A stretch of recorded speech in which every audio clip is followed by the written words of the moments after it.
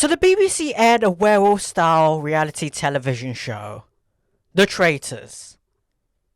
And I have some thoughts! This game is so stressful.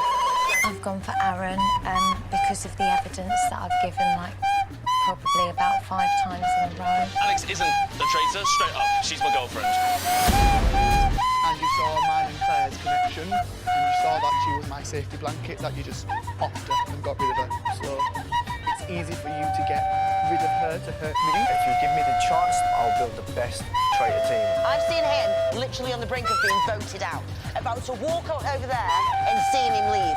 And then that's when you know that someone's a faithful or a traitor. Underplayed it. I said I'm a magician. No, I'm like one of the top magic creators in the world. We read people. It's my job. So I put all my cards on the table, of course. I've called out a couple of people, Hannah and Ivan. Now, I have got justifications for that. I've been playing a bit of a dumb card, underplaying what I do. I literally read people for a living. I am a full-time magician. I was popular. People liked me. So maybe it was, a target on my back. I wouldn't have it any other way.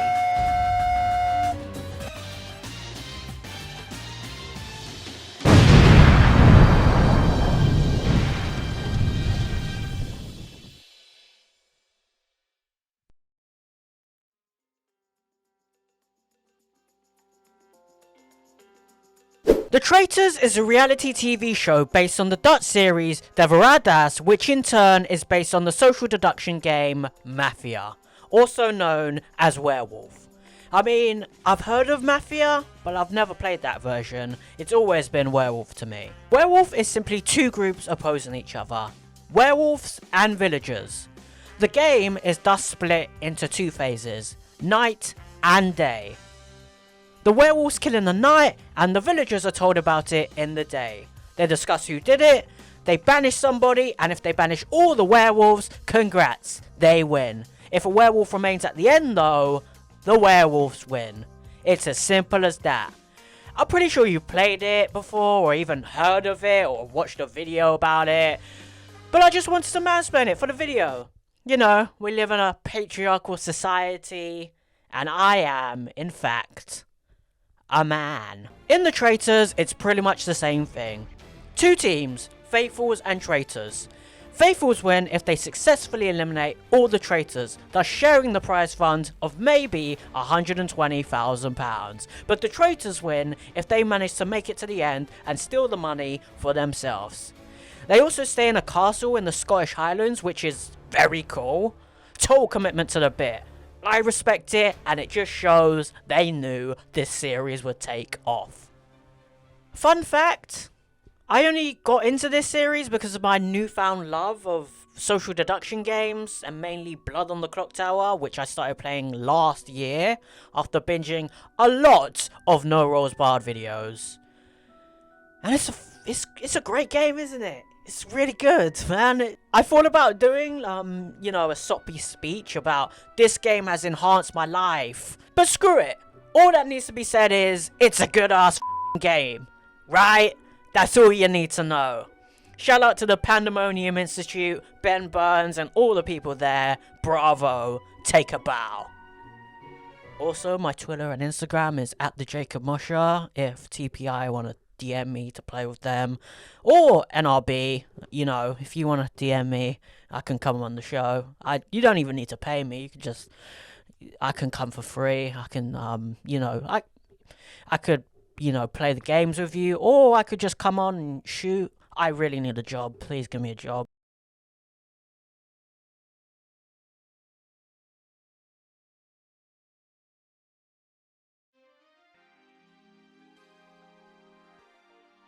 This is without a doubt the best reality TV show casting I've seen in like a decade or so. This is a part of the show that objectively is the single greatest thing about it. Mainly because it avoids the Love Island casting of influencers, pretty youngsters, and of course the 2010s reality show typecast. These are just normal, everyday working people. Just like me. The everyday people part, still want that job. And going through the roll call, and yes, I'm gonna go through all of them, so buckle up, and it's gonna be in one take. Let's make this in one take, baby. Let's do this. There's Aaron, a property agent from Portsmouth. Aisha, a master's graduate from Manchester. Alex, a presenter, actor and girlfriend from London. Alyssa, a business student originally from Ireland but now living in Edinburgh. Amanda, an estate agent from Swansea. Amos, a doctor from North London. Andrea, who's retired from Belgium. Claire, an ex-police officer now entrepreneur from Hull. Faye, a head of school welfare from Suffolk. Hannah, a comedian from London. Imran, a scientist and the youngest person in the world to get a PhD in the field of astrophysics from Cambridge. Ivan, an author from Cornwall. John, a spa therapist and actor from Edinburgh. Kieran, a solutions consultant from Hertfordshire. Maddie, a receptionist and actor from Kent. Matt, a BMX athlete from Hertfordshire. Meryl, a call centre agent from Edinburgh. Nikki, an account supervisor from South Croydon. Rayan, a trainee lawyer from North London. Theo, a cheerleading coach from Leeds. Tom, a now maybe defunct magician slash boyfriend who can read people from Buckinghamshire. And, oh, last but not least, wait, hold on. Oh, God. Jesus. Oh, shit.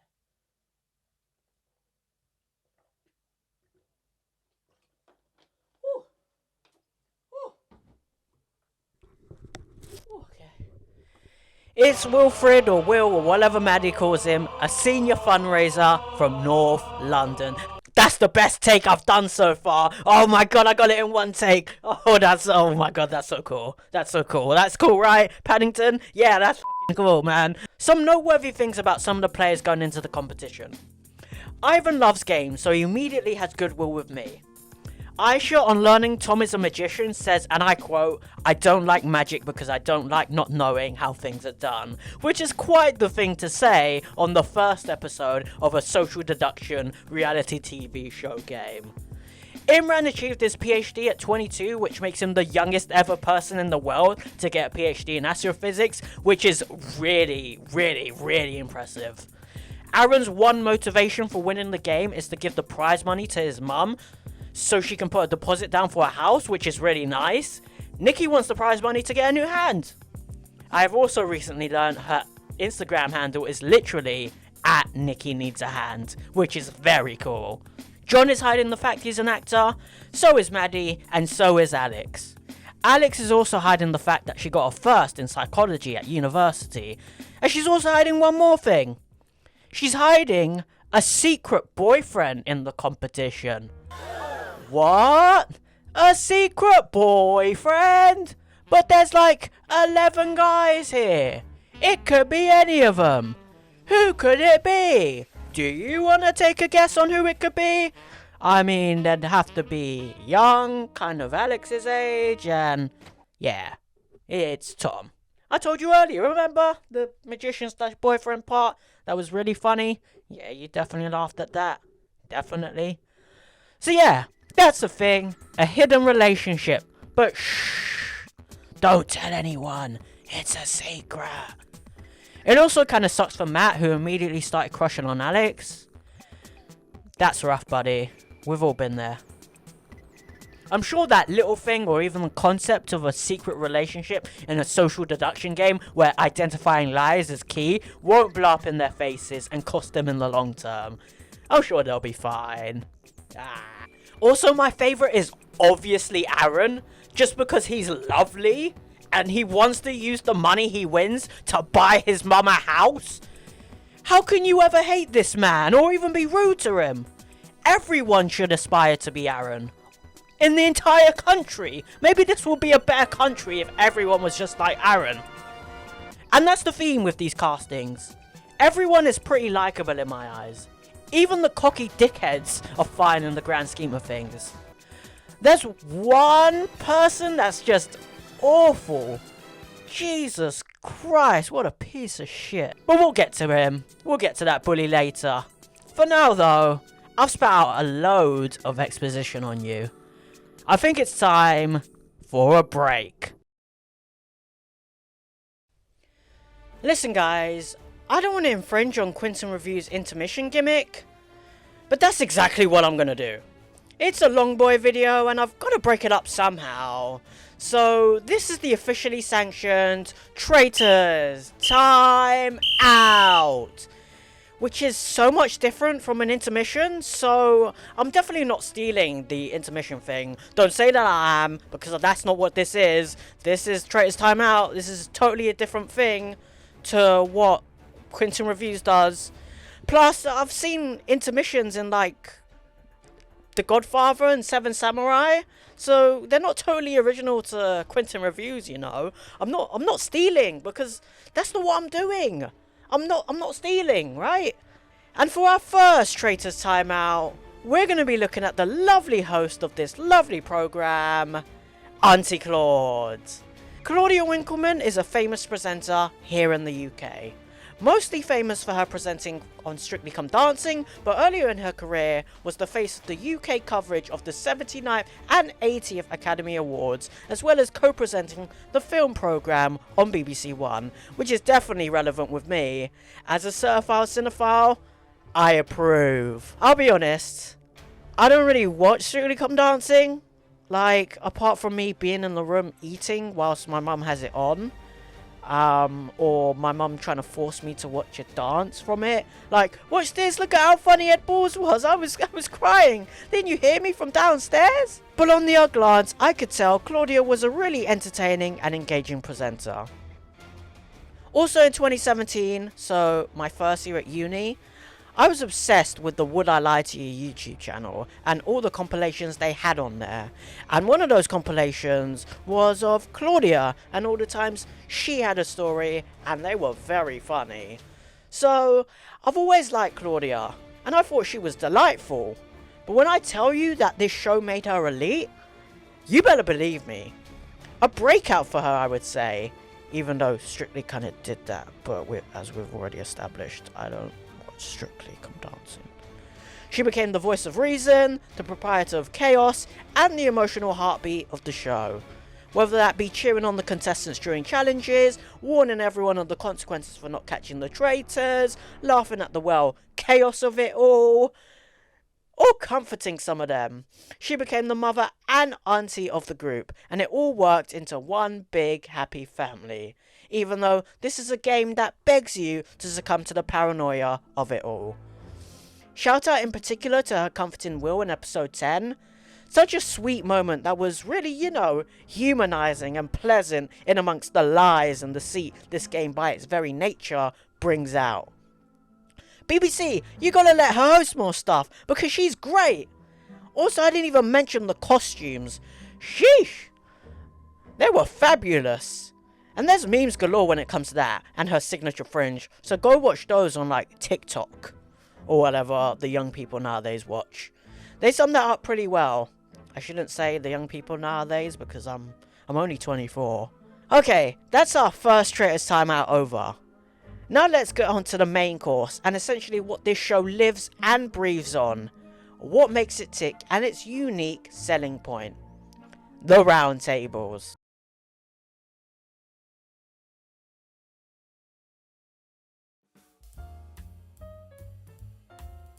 So, in this show each day, the players participate in what is called the round table discussion. They basically sit around you guessed it, round table and discuss who they think is the traitor and banish that person. It's basically the voting day round in Werewolf or Blood on the Clock Tower. This is where you see the difficulty in a game like this, where faithful information is so up in the air. People resort to accusing each other on the smallest of reasons, the most illogical reasons, and the way herd mentality works to vote off traitor suspects. Okay, alright, I guess we have to talk about the elephant in the room. Or in this case, the bear in the room. I know your eyes are focused on this little Paddington 2 poster, alright? Okay, I tried to get a big Paddington 2 poster, for the background, and because I needed a new poster to replace a Civil War one. And yeah, I ordered that one on eBay, and I thought it was a big one, but it came back tiny, very tiny. I later got this big one sheet poster. It's to the left of me. I can see it, but you can't see it. It was in the intro. Yeah, I got a big one sheet poster, but I still keep this little one around because, guys, it cost me money. And we live in a cost of living crisis. So why would I throw this one away? Like, come on, guys. Leave me alone. But not right now. Finish watching the video first. I bet you're wondering, gee, Jacob, there's like 10 round tables in this show. Surely you aren't going to go through every single one of them, right? So the first round table comes in the second episode after the traitors have been picked. Amanda, Alyssa and Wilf. The first round table is quite hard since no one really knows each other, they're all new, and there's no real evidence to point to whether someone's a traitor or a faithful. So what's the first accusation someone puts forward? It's about Nikki, of course, because she didn't raise her glass to the faithful the day before. And you know why she didn't? I'll give you a little hint. It's the reason why I'm swapping hands for this microphone. It's because the glass was to her right hand side. And guess what? Nikki doesn't have a right hand. And that's the level we're at in this show. That's really stupid. That's so stupid. Holy shit. To be fair, Alyssa the traitor put that argument forward, but others took the bait and agreed with it. So, you know, okay, sure thing. Also, it's because there was a change in Nikki from before the traitors were announced to after. And according to Hannah, she saw Nikki fighting hard in the mission, but not in the round table, which is like, relax. It's only the first one. What else was she supposed to do? There's talk about Imran being a possibility from Aaron.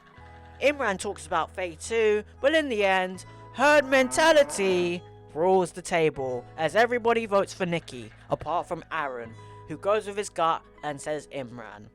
And Nikki gets banished. She, of course, being a faithful. Hannah mutters the phrase, "I don't know why you've played it like that," in her accusation to Nikki, and still to this day, I do not understand what she means by this. I have a feeling she means why she changed from day 1 to day 2, or why she didn't defend herself more, and like, how are you supposed to defend yourself from herd mentality when there's zero evidence to prove you're one role or the other? It's so stupid. Anyway, on the second round table, Maddie accuses Aaron because he is the only one that didn't vote for Nikki, because he knew Nikki wasn't a traitor. So therefore, must be a traitor, because that's something he'd know. Right? Right? Am I right? I'm aware, massive reach in logic, but guess what? Most people buy it. Well, they buy him grilling John, and he nearly gets banished. But Imran gets banished instead. Were there good reasons for getting rid of Imran? Not really. He was banished mainly because Theo took a jab at him earlier for being a traitor, and thought Imran, as the traitor, eliminated Claire from the game as revenge. And Claire was Theo's safety blanket. Aww, diddums. Also because Imran didn't say, "I'm not a traitor," straight away. And when he did, he didn't say it with conviction. Point being, they got it wrong again. In this round table as well, Aaron has a panic attack after being voted for by people for some pretty bad logistical reasons. And that's when it sets in that even though this is ultimately a game, it must hurt emotionally being around people, making friendships. Then those same people turn around to tell you, "You're a liar, we don't trust you, you've got to go." It doesn't make it any easier because in this show, some people make out like the traitors are the worst people in the world. they're liars, they're backstabbers, they're cheaters. The traitors, guess what? The traitors want to steal the prize money all for themselves. Which is literally what the game is. Guys, did you not, like, read the contract? Watching that at the time, hell, even watching it now with hindsight, it's pretty tough to watch. Especially added with the verbal attacks by John, which are so misconstrued, it grinds my gears. The third round table was a special one though, in terms of sheer drama and spectacle. To give a little context, the traitors couldn't kill anyone the night before, but they could choose who to put on trial, and someone on trial would be killed the night after. One of those names was Alex, and at breakfast the following morning, when everyone was notified of this, Tom, in a moment of panic, decided to defend Alex from suspicion and revealed they were in a relationship together. That bombshell rocking the entire castle. What we tried to do is come apart separately, here where there were individual stories, to combine them to then try and spot out traitors. She is a faithful 100%. I am faithful 100%. Point being, Tom thought Ivan was his intellectual equal, so Tom accused him of being a traitor. Also because Ivan accused Alex of being a traitor. His logic being that between one of the three put on trial, himself, John and Alex, one of them had to be a traitor. The traitors would be stupid to put two on trial. They banish one, and thus they'd have to kill one of themselves. Which, you know, is sound logic in of itself, but again, wrong. Since he doesn't consider the possibility that no one on trial is a traitor. But, you know, not hard to see his perspective, since there's actual evidence to prove Alex is a liar, because she did lie. She has a boyfriend. Secret boyfriend. Also, Tom accuses Ivan and Hannah because he can read people for a living. Didn't you know that? He's a magician. He reads people for a living. That's what he does. Hannah tells everyone to vote her out so she doesn't have to hear him talking anymore, which is quite funny. Also, Maddie goes for Wilf because his vote spiraled Aaron to have a panic attack in the previous roundtable. And that happened because Aaron was shocked a fellow traitor turned on him, which, holy shit. Sure, she is correct. Wilf is a traitor, but that is terrible logic. Again, in this show, there's very little information, so when they use logic, it boils down to herd mentality or subjective things like, I haven't spent a lot of time with them, they're quiet, it must be this way, and I can't see another way. Back to the round table. Tom suspects Alyssa as a traitor, but his ego gets in the way when he says, I think I can manipulate her into keeping me in, ha ha ha. But mainly, he leads everybody to try and get Ivan out. Ivan tells him that if he goes up there, he will really damage Tom's career, which is objectively very funny. Like, it's one of the funniest moments in the series, honestly. Tom succeeds and everyone herd mentalities their way to an Ivan banishment, to which Ivan says, I will read his exit speech by the way, no hard feelings. I came here to play a game, and today, that's exactly what I got. This was fun. Tom, this was your big flourish, and here's the prestige. That was not my card. I'm a faithful. I knew it. You're God! I was going to go for Hannah. Come on. Kill me tomorrow. Kill me. Yeah. Not being funny, Tom, you were convinced it was him, and I knew it wasn't Kill me tomorrow. Hannah. But maybe you can't read people as well as you've said you can. Yeah, no, And true, all he's done true. tonight is tell you exactly what to do, and you've done it. And now there's another one that's gone. And what else have you got to say to that? That's just, wow. Wow. In the fourth round table, they very easily banished Tom because he gunned for Ivan hard at the previous round table, and because he told everyone to kill him if Ivan wasn't a traitor.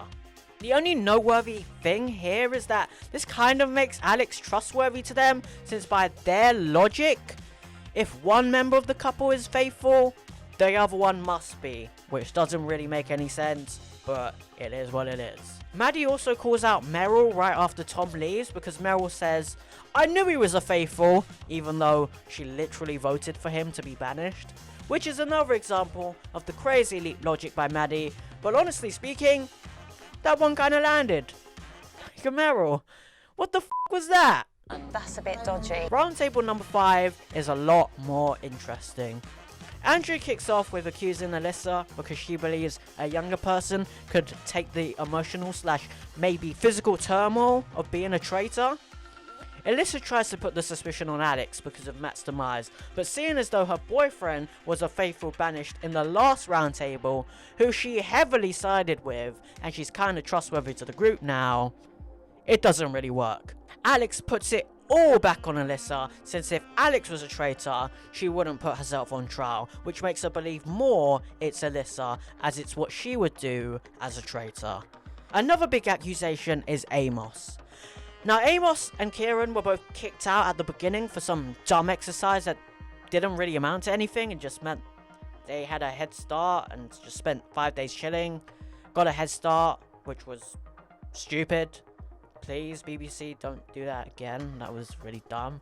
But Amos accuses Wilf for the social reason that everybody shares the paranoia of the game. And seemingly, Wilf isn't really acting naturally to that. He also has a reason for, dismissing Maddie's thoughts.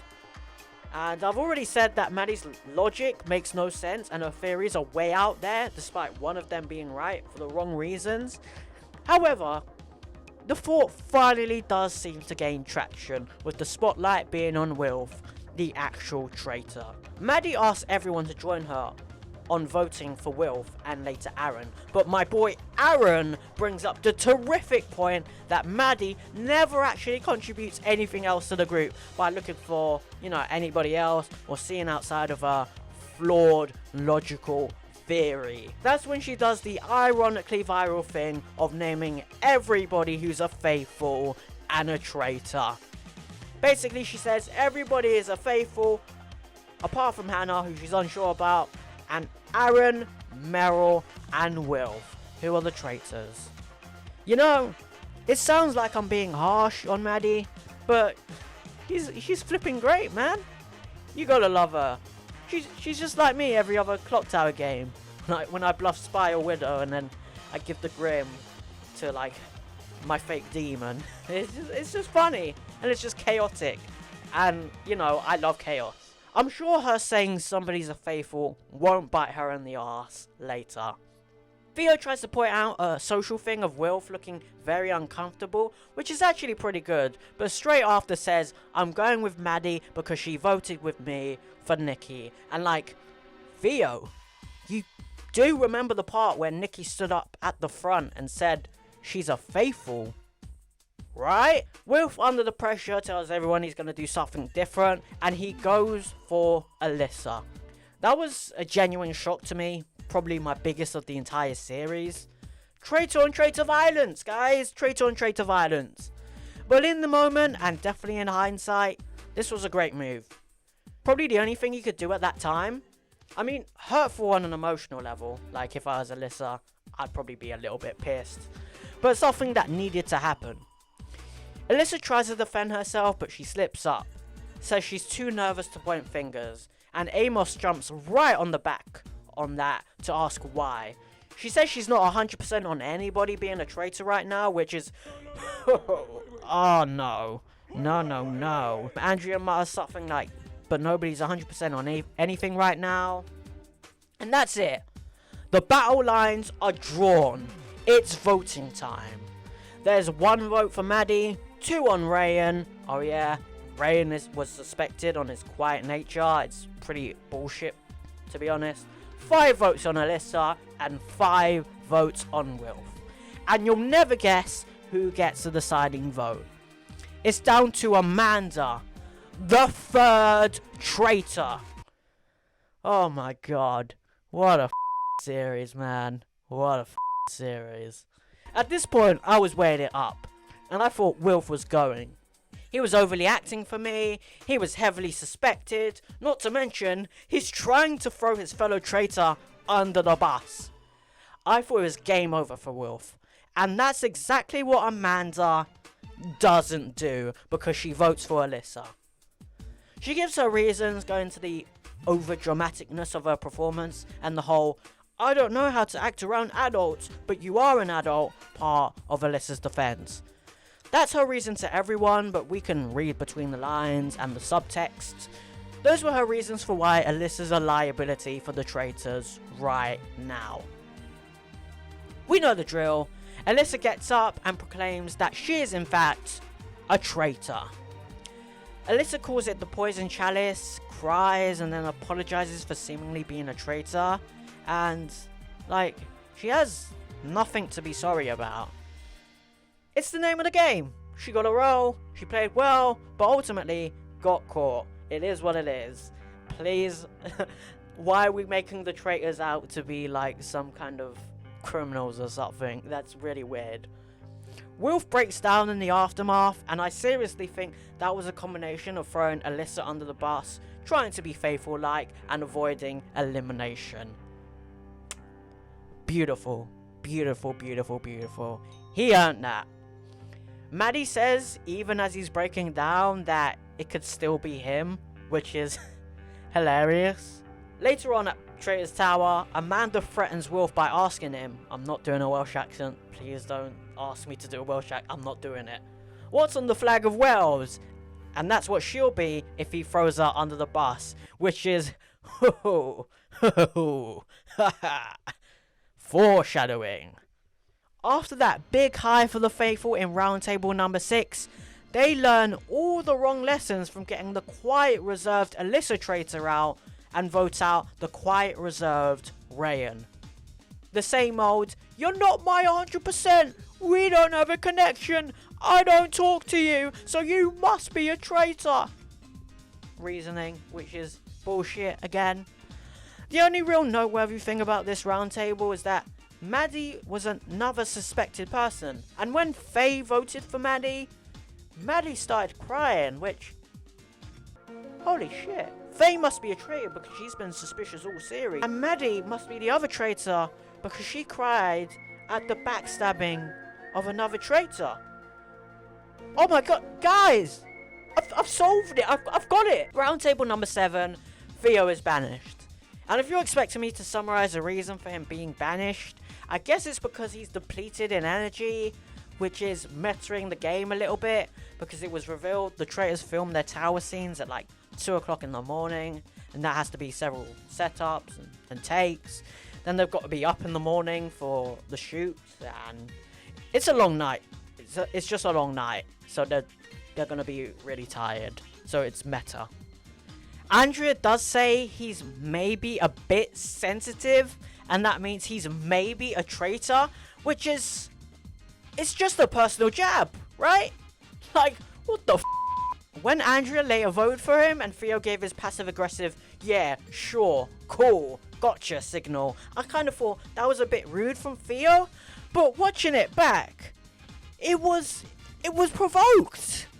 Like, how can you not separate this clear game for 120 grand with friendships and close bonds you create while stuck in a castle with other human beings for 12 days, you woke, liberal, millennial snowflake? I mean, he does accuse Aaron and give her, you weren't that close with Amos and he died, so you must be a traitor reasoning, but he didn't deserve for his personality to be called out like that. In other news, Maddie votes for Aaron again. And the reason is, are you serious? Because of evidence that she's already said 5 times before.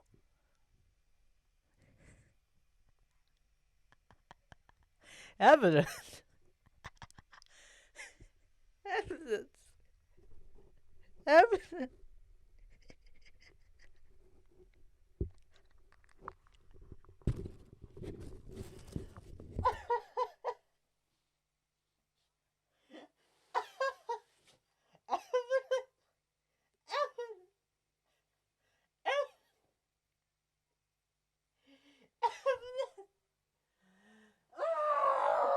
I almost forgot to mention that, very notably, Amanda, one of the traitors of course, voted for Theo. And to add context, Amanda let everyone know Theo was her most trustworthy, 100% faithful last episode. At Little Truth Game they did. So yeah, massive error there. That does come back to bite her though, as in roundtable number 8, she gets banished. Which, yeah, fair. And you'll never guess who had the deciding vote. It was Wilf. The other traitor. And that's a mirror image of what happened in Alyssa's banishment. Like, it's perfect. This is perfect storytelling. Like, no complaints from me. What a show. This is a great show. What a great show. Aside from that, Maddie tries to peddle her very flawed theory again. I'm getting quite bored of this, actually. And when Amanda is banished, she keeps saying, no, she's not a traitor, no, my theory's still right, In the 9th and penultimate roundtable of the series, Kieran has now been recruited as a traitor.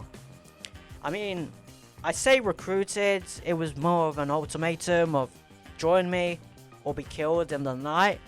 So he was put in the impossible position of being a traitor. There's not too much in this. There's talk of the third traitor being a man, since the 2 previous ones were women, which is actually a pretty okay assumption to make. There's an argument on Meryl's herd mentality, which is pretty valid. Also a pretty silly he said, she said argument. A suspicion on Maddie, and Hannah says, and I quote, I've seen him, Wilf, on the brink of tears, about to be voted out, about to walk over there to see him leave, and that's when you know someone's a faithful or a traitor. I'm sure that statement won't come back to bite her. Yeah, Maddie's banished, and she's a faithful. Surprise! Episode over, and that's the penultimate roundtable of the series. There's one more roundtable and an extra final one with fire, but we'll save those for when I talk about the finale. I think the roundtables were a genuine success. I mean, I can't 100% say the logic everyone spewed was great. See what I did there? In fact, most of it was terrible, honestly speaking. And that's kind of the problem with the game, and the lack of information. But that's what makes it so entertaining to watch. Also, another thing of note with the roundtables that I think I've already mentioned consistently before is the herd mentality that comes with these things. Everyone just waiting for that one person to make an accusation, a case, or to say something, and then that informing their vote. In most cases, that information is completely subjective, whether it's, this person is quiet, I'm not close with that person, I think you did this to harm me, I think you're this, I think you're that, I've got a theory, and it must be right, It must be right. And in the end, everyone joins the herd to vote for that person on shaky information.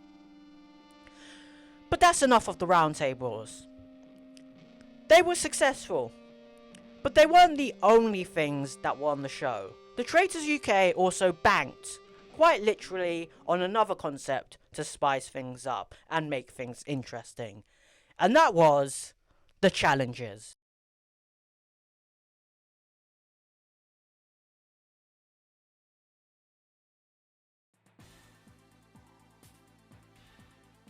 So, when I said at the start everybody would be playing for maybe £120,000, I wasn't wrong. And this is where the challenges come in, where everybody can build the prize pot up to the maximum of 120 grand. But I bet you're wondering, gee Jacob, there's like a challenge in every episode of the show. That's 12 of them. Surely you aren't going to go through every single one of them, right? Of course not. Why the fuck would I do something that insane? That's crazy. Also, I wouldn't want to do that because personally I don't like the challenges. To me, they're like the worst part of the Traitors UK. So in this section, I'll summarize all the challenges they do, tell you why I don't like them, and then immediately undermine myself by telling you why my opinion of them doesn't matter in the slightest, and why it's a must-have feature of the program. Yep, There you go. I guess that's something you want in your video essays / retrospectives / whatever the hell this is, right? The 12 challenges involve, and I guess I'm gonna do this in one take, setting 2 wicker men on fire, ringing bells to play a tune and finding a music box where they'd have to get a larger version of the item inside, answering Mr. and Mrs. questions whilst going round and round on a funfair wheel, correctly identifying sheep, reading a book to find a riddle that led to a clothing item, then getting that from a masked extra in the congregation, getting buried alive and having to get rescued, transporting whiskey barrels over a hill, escaping a fish cabin escape room, steal artifacts in a room whilst avoiding lasers, walking blindfolded with bags of cash across a rickety bridge, and finally going on a treasure hunt through Loch Glass. And I mean, you know, the river in Scotland, Loch Glass, not just a lock, like a lock and key and glass. I mean Loch Glass in Scotland, you know, the river. And if you're wondering, they made £101,050, which is honestly massively impressive. But I don't like the challenges for the simple reason that they're not the most interesting part of the show for me. I'm a big social deduction boy. You know, so I'm only here for the gameplaying, the people, the theories, the strategy, the kills, the votes, etc. That's the most interesting part to me. But now let me undermine everything I've just said. The challenges are important and are needed. First of all, they do have to earn all this money. If it were just, there's a life-changing amount of money available, all you have to do is play this game and you can win it, it'd be pretty simple. Well, it'd be a pretty simple first and only step. Secondly, as much as I've laughed and joked about it, you do need to break up the game and discussions to have something different. Thirdly, from a player perspective, you'd be mentally drained from thinking about the game all day. Thinking about who's a traitor, who's lying, am I being lied to, what about what they said, what about what I said, am I gaslighting myself, am I right about everything, what? It'd be a lot. So you need a break. Especially a break where everybody works together on a common goal. Win money so this game's not pointless. It's actually needed. The challenge is actually needed, to be honest. You see, there you go. I said something nice about the challenges. That being said, they're not my cup of tea. Not at all. And I don't want to talk about them anymore. You can't make me. This is my video. I can do what I want. I don't want to talk about the challenges anymore. Please don't make me. But what I do want to talk about is the gameplay of the Traitors UK. The social deductionness, if you will.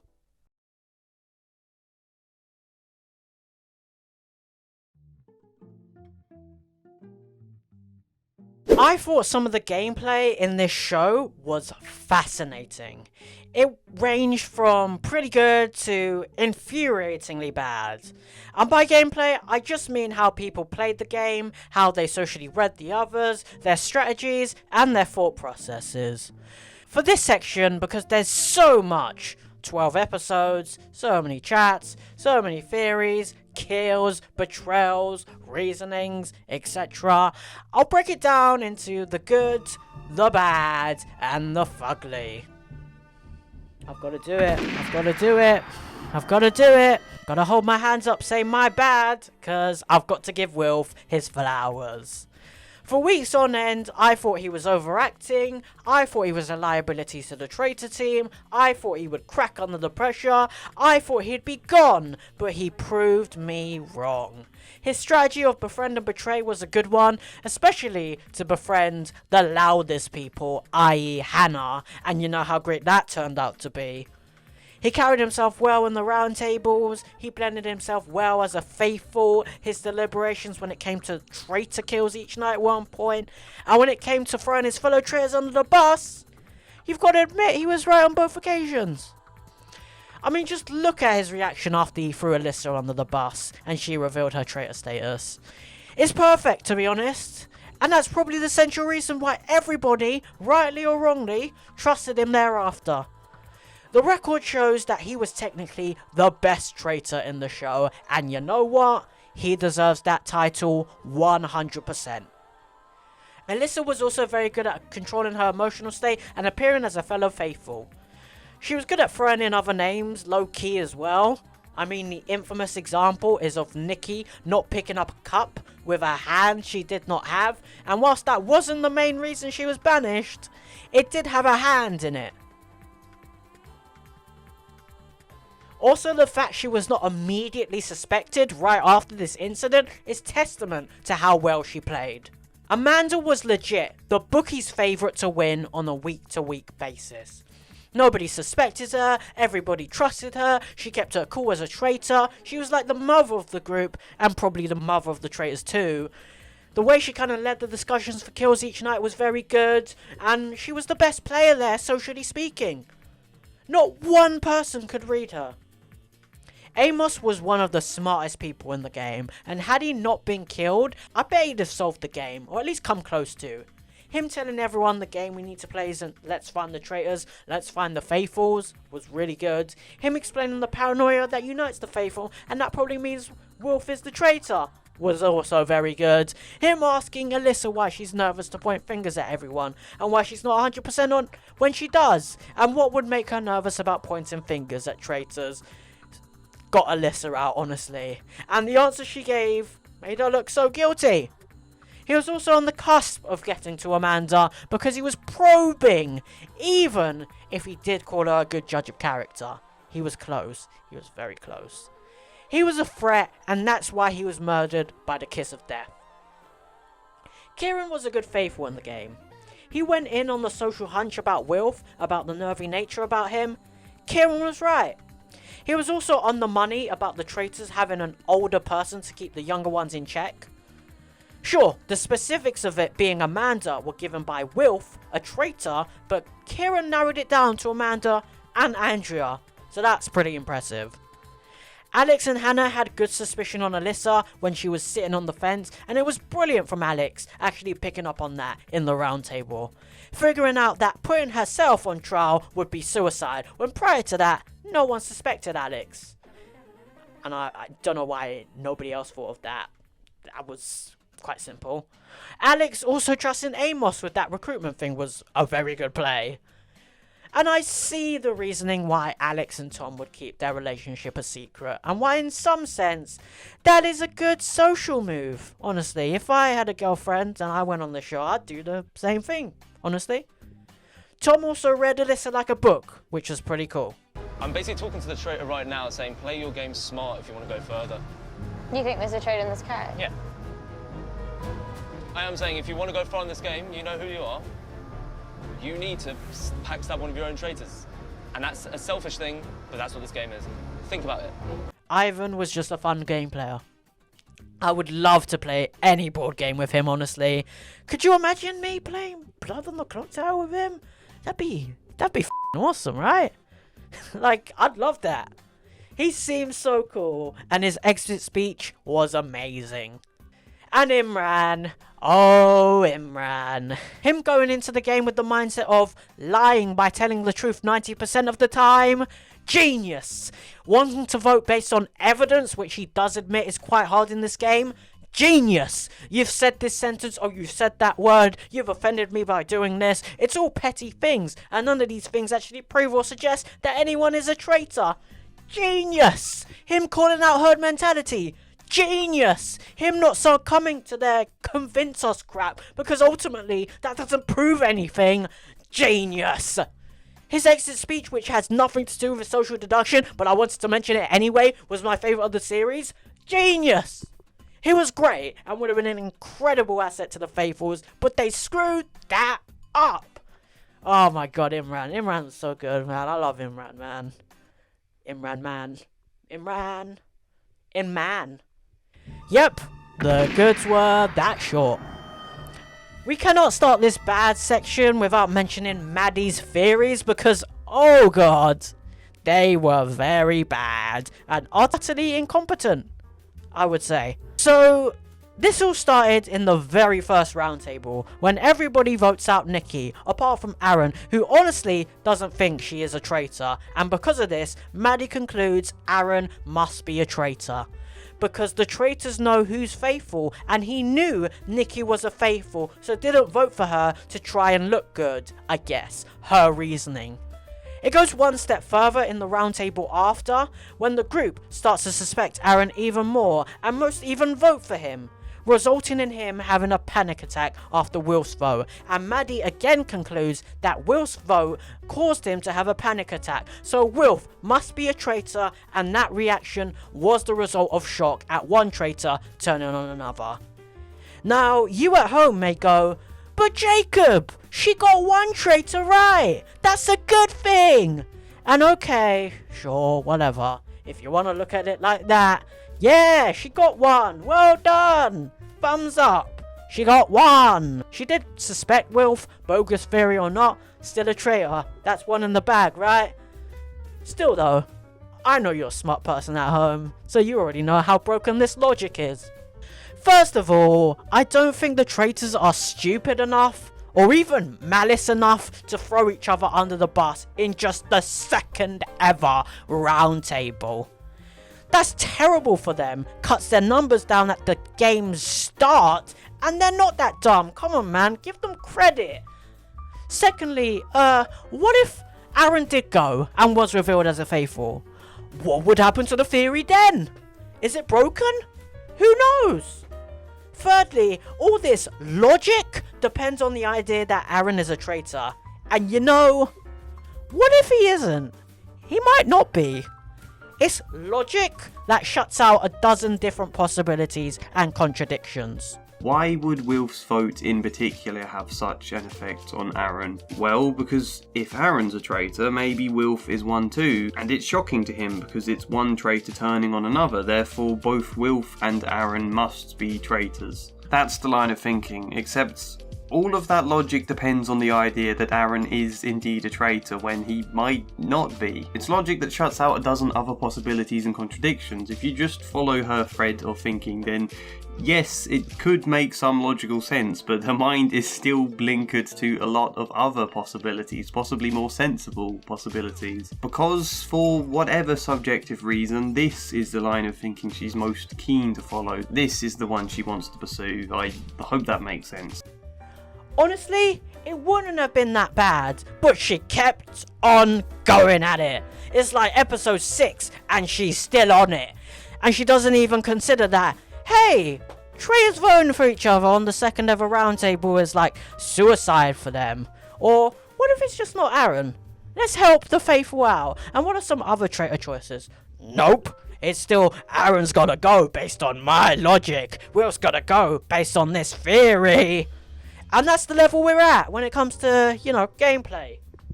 It's not a high bar, honestly. It's not a very high bar.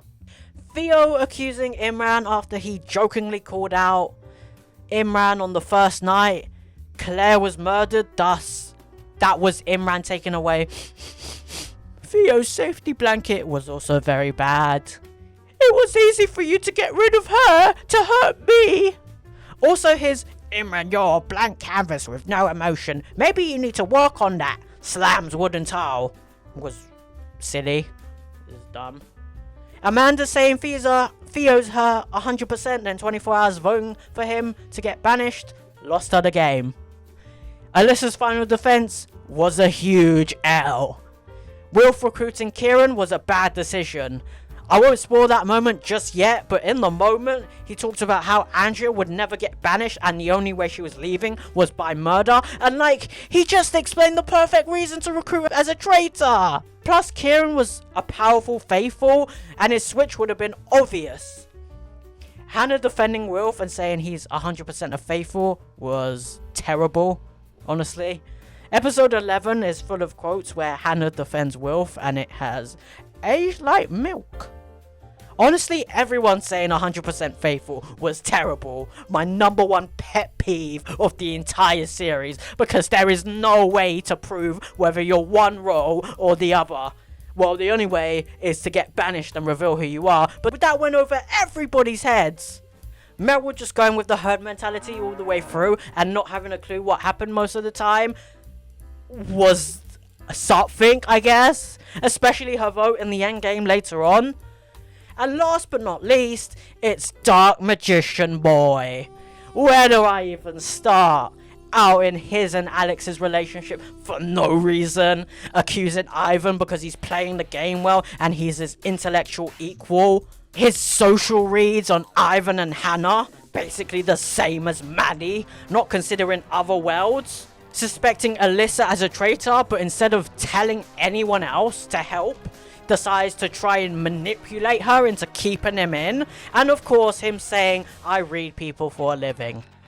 That didn't age well, but Ivan's retort of, it'll be bad for your career when I reveal I'm a faithful, is aging like fine wine. God, Ivan's great. Ivan's magnificent, isn't he? Ivan, I still stand by what I said, so I voted for you. I know you're playing a great game. Well, potentially you are. I don't think I would be able to do it. And I may end up regretting this decision, but I still feel like as a faithful I could potentially stay all the way. So for that reason, I will politely decline the offer to become a traitor. So those were my social deduction goods and bads of the series. And honestly, even with the bads, I will give the benefit of the doubt with most, because this is not an easy game at all. There's barely any useful information the faithful can use to find traitors, and it results in them finding the smallest of reasons to suspect other people, which informs their opinions. But ultimately, all of these are harmless. In fact, I think the good, and especially the bad deductions, lead to the best, most entertaining television in the UK in 2022. But some things that happen in the game are harmful. And that leads on to the fugly category. For this category, there's only one example on display. However, it is ugly to say the least. It all starts during a break in the action, in a room with Aaron, John, and Andrea. John is giving Andrea a massage, which sparks Aaron to ask him about his work. To make conversation with the people he's living with, and 2, because he's curious. Aaron even admits as much in his piece to camera, and it's to do with his ADHD. Curious, excited, asks a lot of questions. After Aaron leaves, John feels like he was drilled and had to justify who he was, and during the roundtable that day, he calls Aaron out about it, telling everyone that Aaron was grilling him. Later in the roundtable, that moment happens where Aaron has a panic attack after people turn on him for banishment.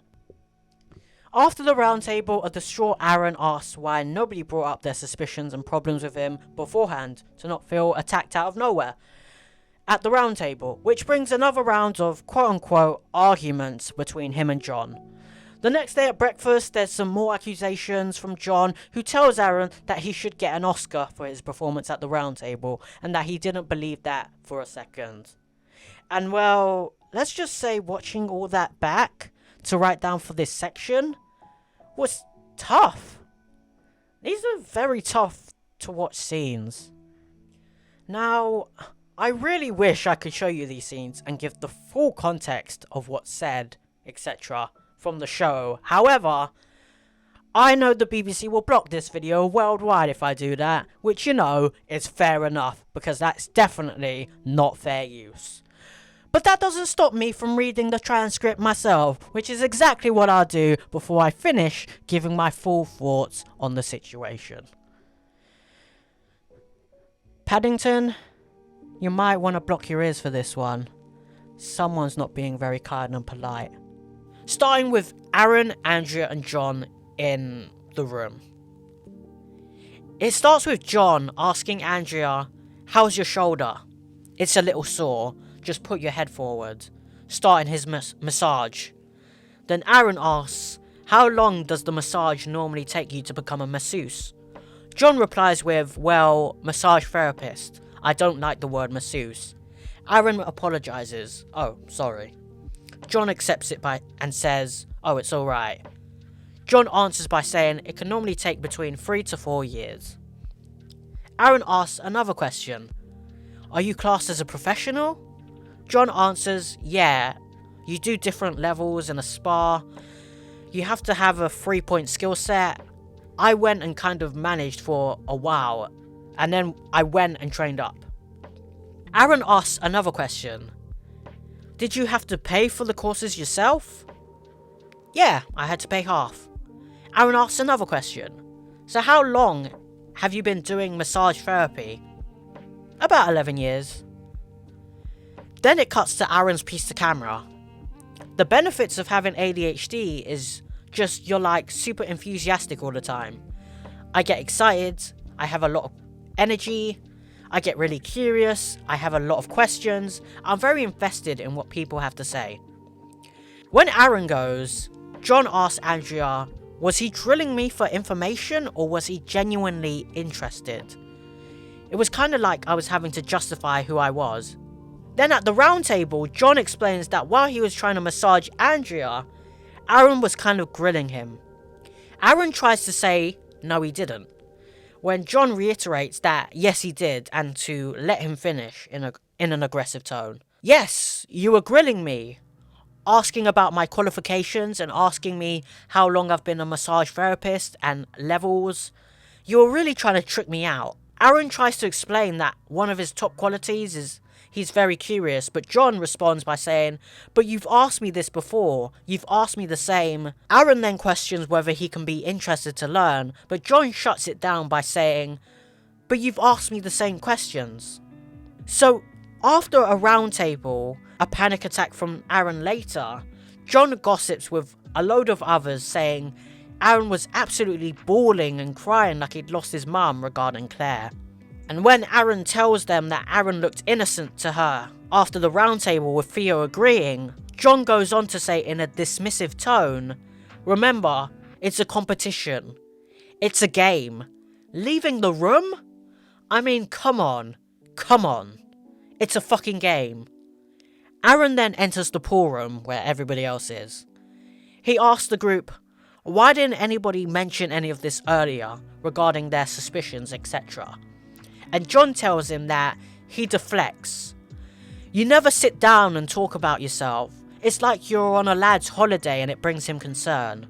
He's also entitled to his opinion. Aaron asks him with a soft voice why he's raising his voice, and John says, because you're talking through me, and he finds it disrespectful. Then John asks why he left the room. Aaron struggles to answer this because it's distressing. To which John says, it's a competition, it's a game, it's a tad dramatic. Aaron settles more and tries to explain that he felt attacked from every angle in the round table. And John raises his voice again, saying, well, that's the point of it. Everyone's gonna get attacked. Aaron asks again calmly why John is shouting at him, and John says, it doesn't matter, it's because you've got my backup. Everyone's gonna get attacked at some point, okay?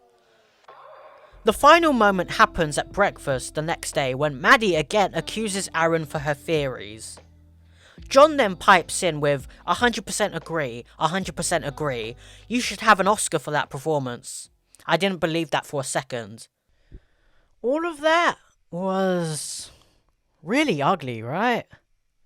I put off writing this section for weeks because I didn't want to rewatch all of that and transcribe it. But I had to, which, you know, is a shame. So, let's break it all down, shall we? And let me definitively proclaim why John is in the wrong in every single way. Paddington, you might want to block your ears for this one too. First off, that accusation of grilling in the round table was wrong and could not be further from the truth.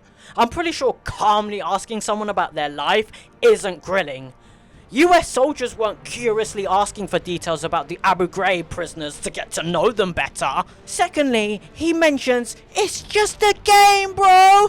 Just a game, just get over it, it's just a game. Fine, alright, it's just a game, okay. So why on the very next day do you start being emotional after people throw out a world where you could be a traitor? Context, traitors pick 3 people to be on trial, 1 will be murdered the next night, and John is one of them. Maddie and John think all 3 on trial are faithfuls, and when they question why a traitor would put themselves on trial, Tom answers by saying, to make themselves look like faithfuls. Put my name on the slate tonight so I can prove I am a faithful. It's only a game, John. Take it easy, snowflake. Everyone's gonna get accused. It's your turn now, man.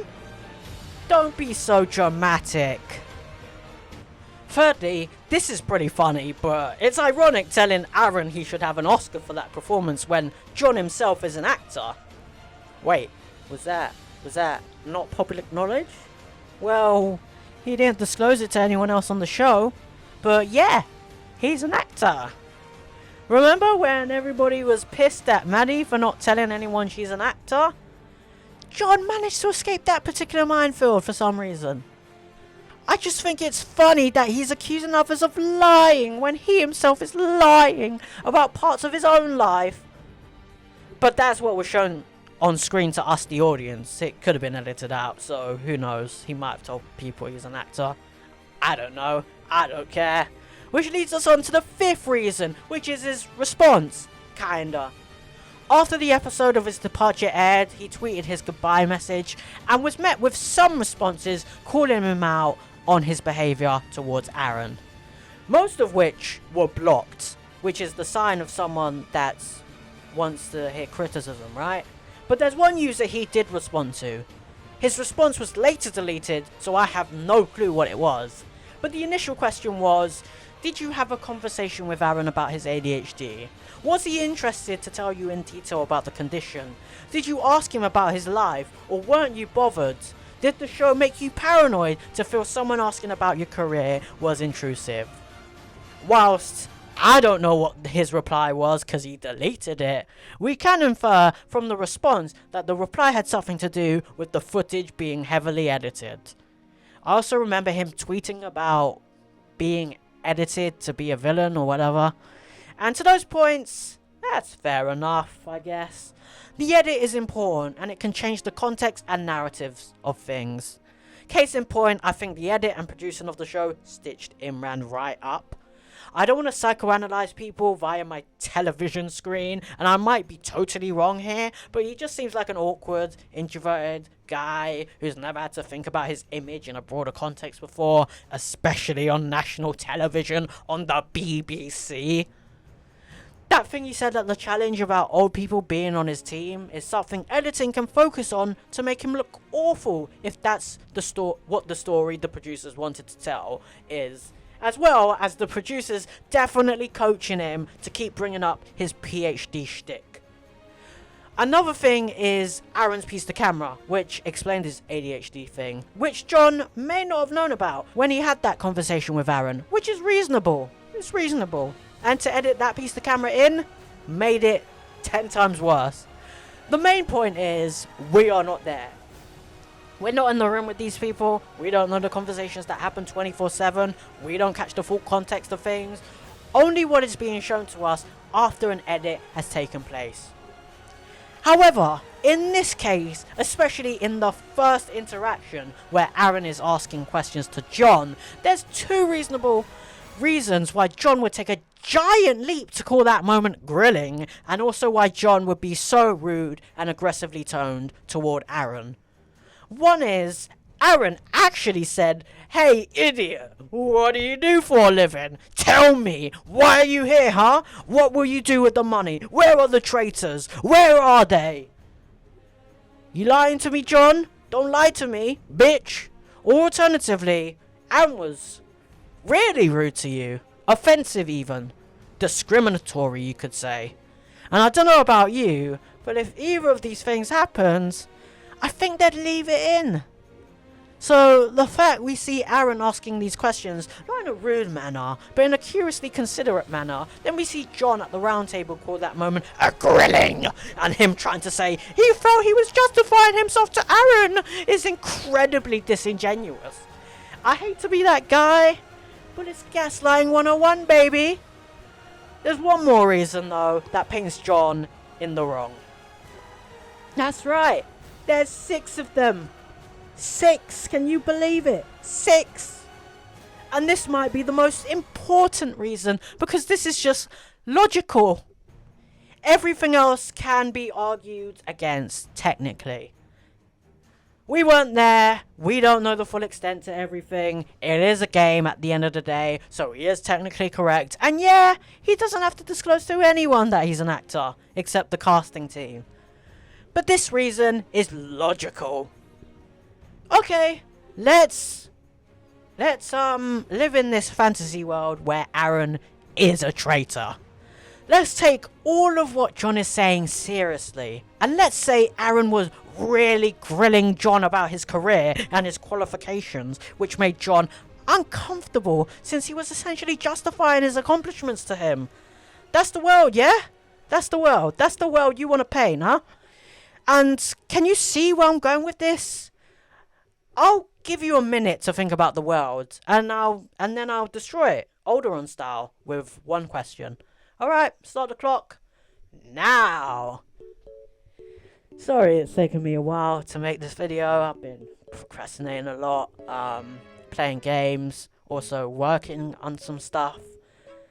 Yeah, if you want to blame somebody, you can at Ken Chen Comedy on Twitter, because I've been playing a lot of Blood on the Clock Tower games with him, and he's been storytelling, and I played with him a bit.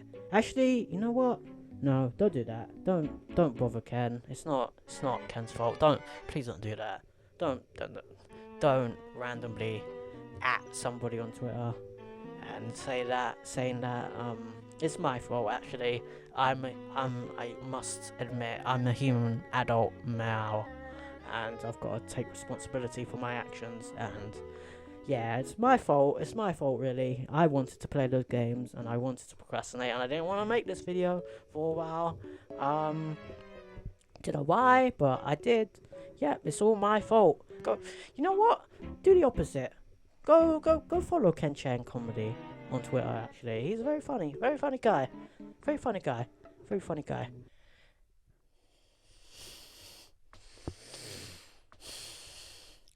If Aaron was a traitor, what tactical advantage would he have by asking you what you do for a living? Huh?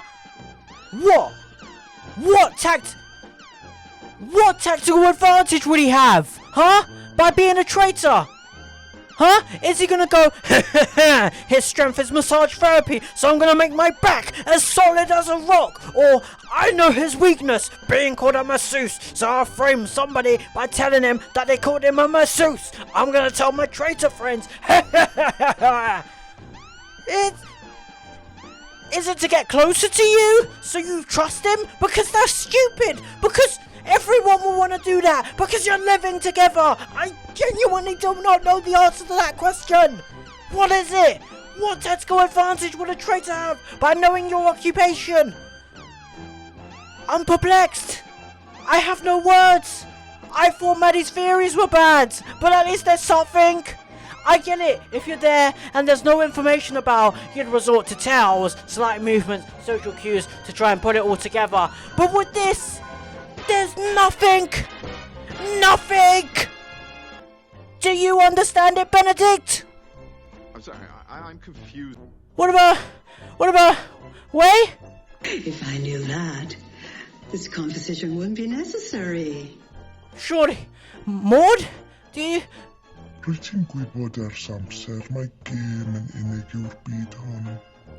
Paddington, help me out, man. Oh, sorry. You still got your ears blocked. Paddington, what tactical advantage would a traitor have by asking the faithful about their occupation? I haven't quite worked out how to find one.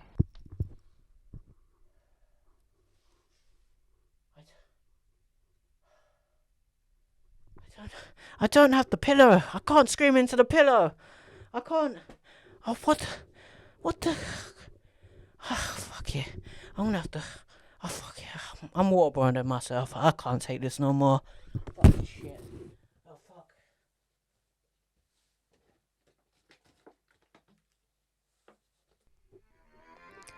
John is murdered in the 5th episode. The last thing he says is, I was popular. People liked me. So maybe it was a target on my back. I wouldn't have it any other way. I mean, not taking into account that the two other people on trial were Alex and Ivan, one of which was banished the previous day, and the other who was heavily suspected as being a traitor, so would be a terrible kill. Ego is a terrible thing, you know. You know, maybe John was popular in the group and people liked him. But I can tell you this for free. Us at home? The streets not like him, no? He was not popular at all. He's a bully, he's a narcissist, he's a hypocrite, he's an idiot. Well, maybe that's too mean. I don't want to descend down to his level.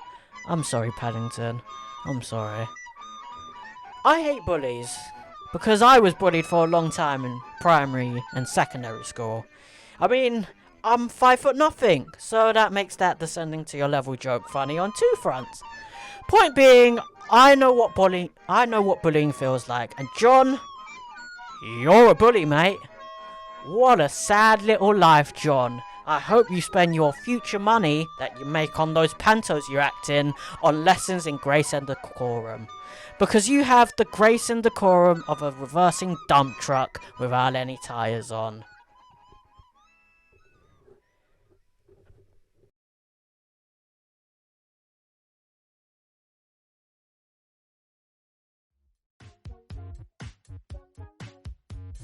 The final was set up between Aaron, Hannah, Wilf, Meryl and Kieran.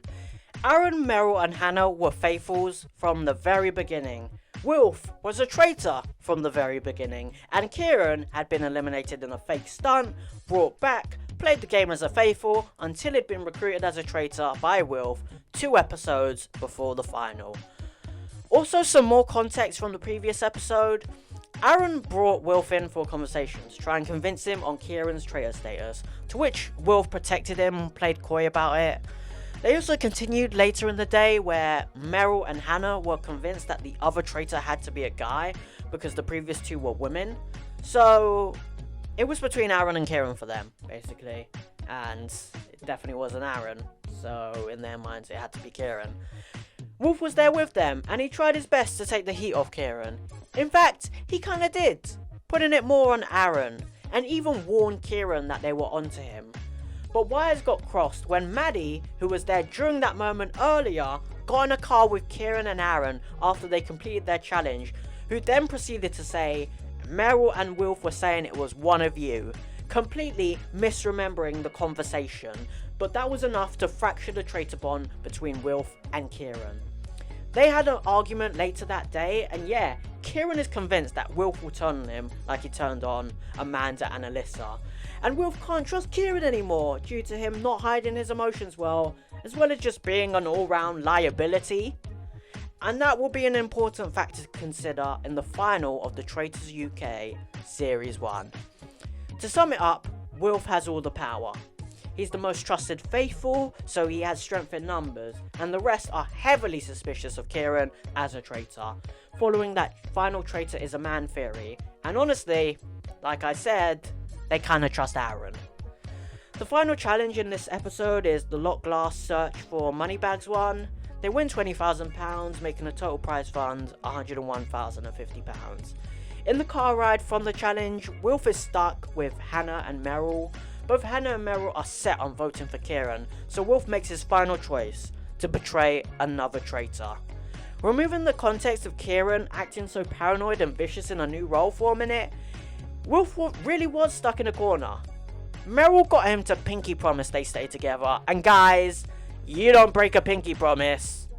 There's a brilliant moment afterwards when Kieran's in the pool room, asks Wilf if he's voting for Meryl. He says yeah. Kieran asks if Hannah's going to go the same way, and Wilf says I think so, then tries to get Hannah into the pool room to confirm to not give away his plans, well, his real plans.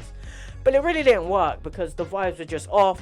Wilf and Hannah were evading Kieran's gaze, Aaron and Meryl were just distant toward him, and that led Kieran to smell betrayal. After that, we go into the final roundtable of the series. Hannah kicks off with a "look at us, who would have thought we've come so far" spiel, then jumps in with a Kieran accusation saying he looks really guilty. And yeah, it's obvious. Every time Kieran's name is brought up, he looks like he's about to explode. And Hannah says Kieran looks very sad, like a sad puppy. Kieran responds by saying, "He is sad. It's been a long journey. and he hopes there's a few decent ones at the end, because they deserve every penny they get, and he hopes Hannah is one of the people at the end. So you know where this is headed. When Meryl tries to run down why she trusts everyone except Kieran, Kieran stops her by saying, "Guys, don't explain yourselves and start trying to make yourselves feel better. There's been a lot of talk behind my back today. Certain individuals are playing an exceptionally good game. I do feel sorry for some of you. I do." Aaron attempts to give another reason for Kieran being a traitor, him not showing that much emotion when Andrea didn't come back for breakfast, and Kieran retorts by saying his emotions are gone since Amos leaving. His emotions have been twisted and turned, which they'll soon find out. And when Anna tries getting to the bottom of his crypticness, he says, "At this stage where I'm at, you've all made your decision, so I'm quite happy for you to put my name down, and I'll stand up there with immediate effect. I can come out here today with my head held high. I know there's been scheming behind my back." As he says this, the violin comes through, so you know shit's about to go down. This stage where I'm at, you've all made a decision, so I'm quite happy for you all to put my name on the board right now, and I'll stand up there with immediate effect. He also asks Claudia to speed up the process so the vote can begin. Cheeky git. Before the vote is counted, Kieran looks at Hannah, then signals to Wilf, as Wilf then whispers to Hannah that Kieran's voting for him, supposedly in an act to frame another person. And yeah, you can probably tell what's about to happen, because Kieran is first to vote, and surprise, surprise, he votes for Wilf and calls it a parting gift. As suspected though, everyone else votes for Kieran. Kieran is banished. He stands up at the front, giving Hannah one more look as he signals to Wilf. He does a speech. He reveals he is in fact a traitor. After Claudia teases the endgame, everyone loses their shit to ask what Kieran meant by parting gift. Wolf does his "I swear on everything, I'm not a traitor, I'm not a traitor" a thing that I saw in the preview at the end of the first episode and was waiting to see in every subsequent episode thereafter. Why'd you put it there? Wolf explains it away that Kieran did that because I switched on him, which is a poor choice of words.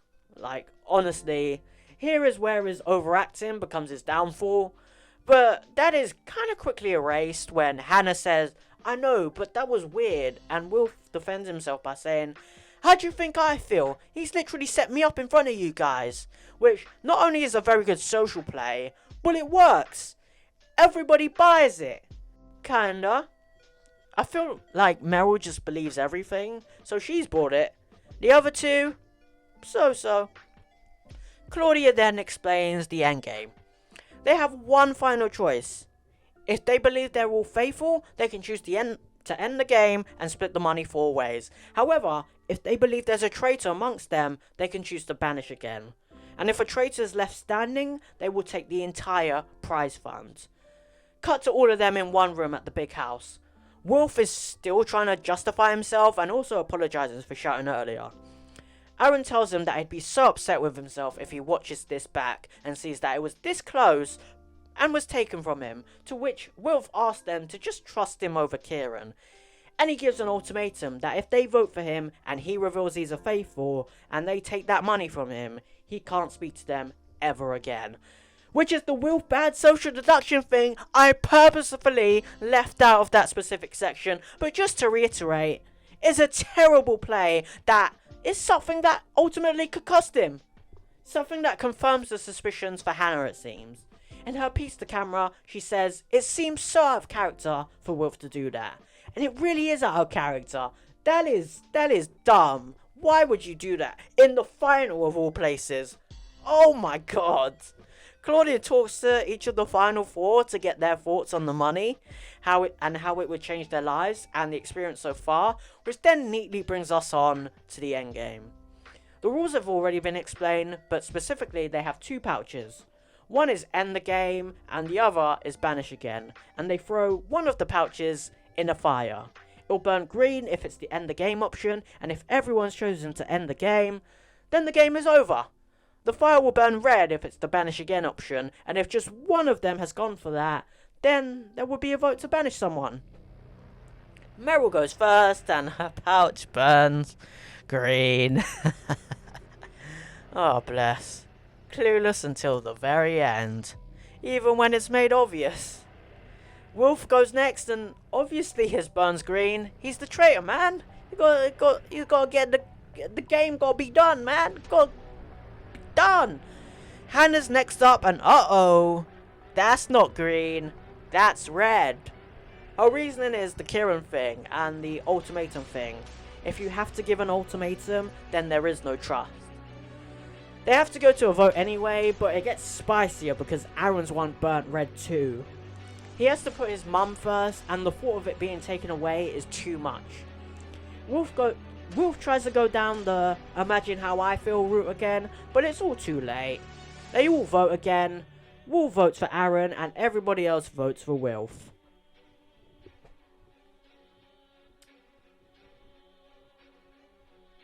Are you waiting around for? Of course, Wolf is banished, and he reveals himself as a traitor. Like, that was obvious, wasn't it? I'm a traitor.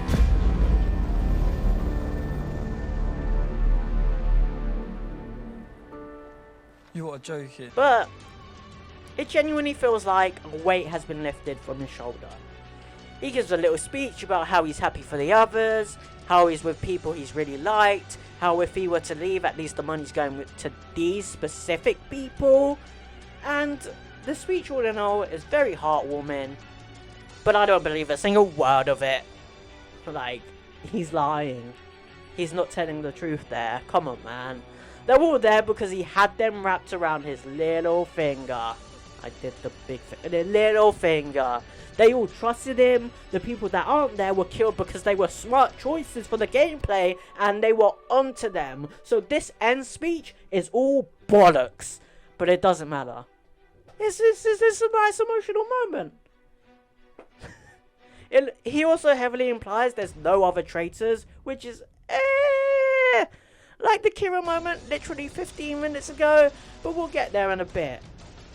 Everyone does the fire thing again, they're all green, the game is over. The faithful win, Aaron, Hannah and Meryl. They share the £101,050, and that's the Traitors UK Series 1. Now, I have some thoughts about the final episode of Series 1. And we'll start with Kieran's parting gift. Now, there's been debate online, and yeah, there should be. Now, I'm not gonna debate on whether it should be technically allowed, because it was allowed. It's a legal move in the game. I'm not gonna argue that point. That point is silly. He worked within the rules. I mean, I would say that it should be illegal gameplay to basically give away the other traitors. But what do I know, huh?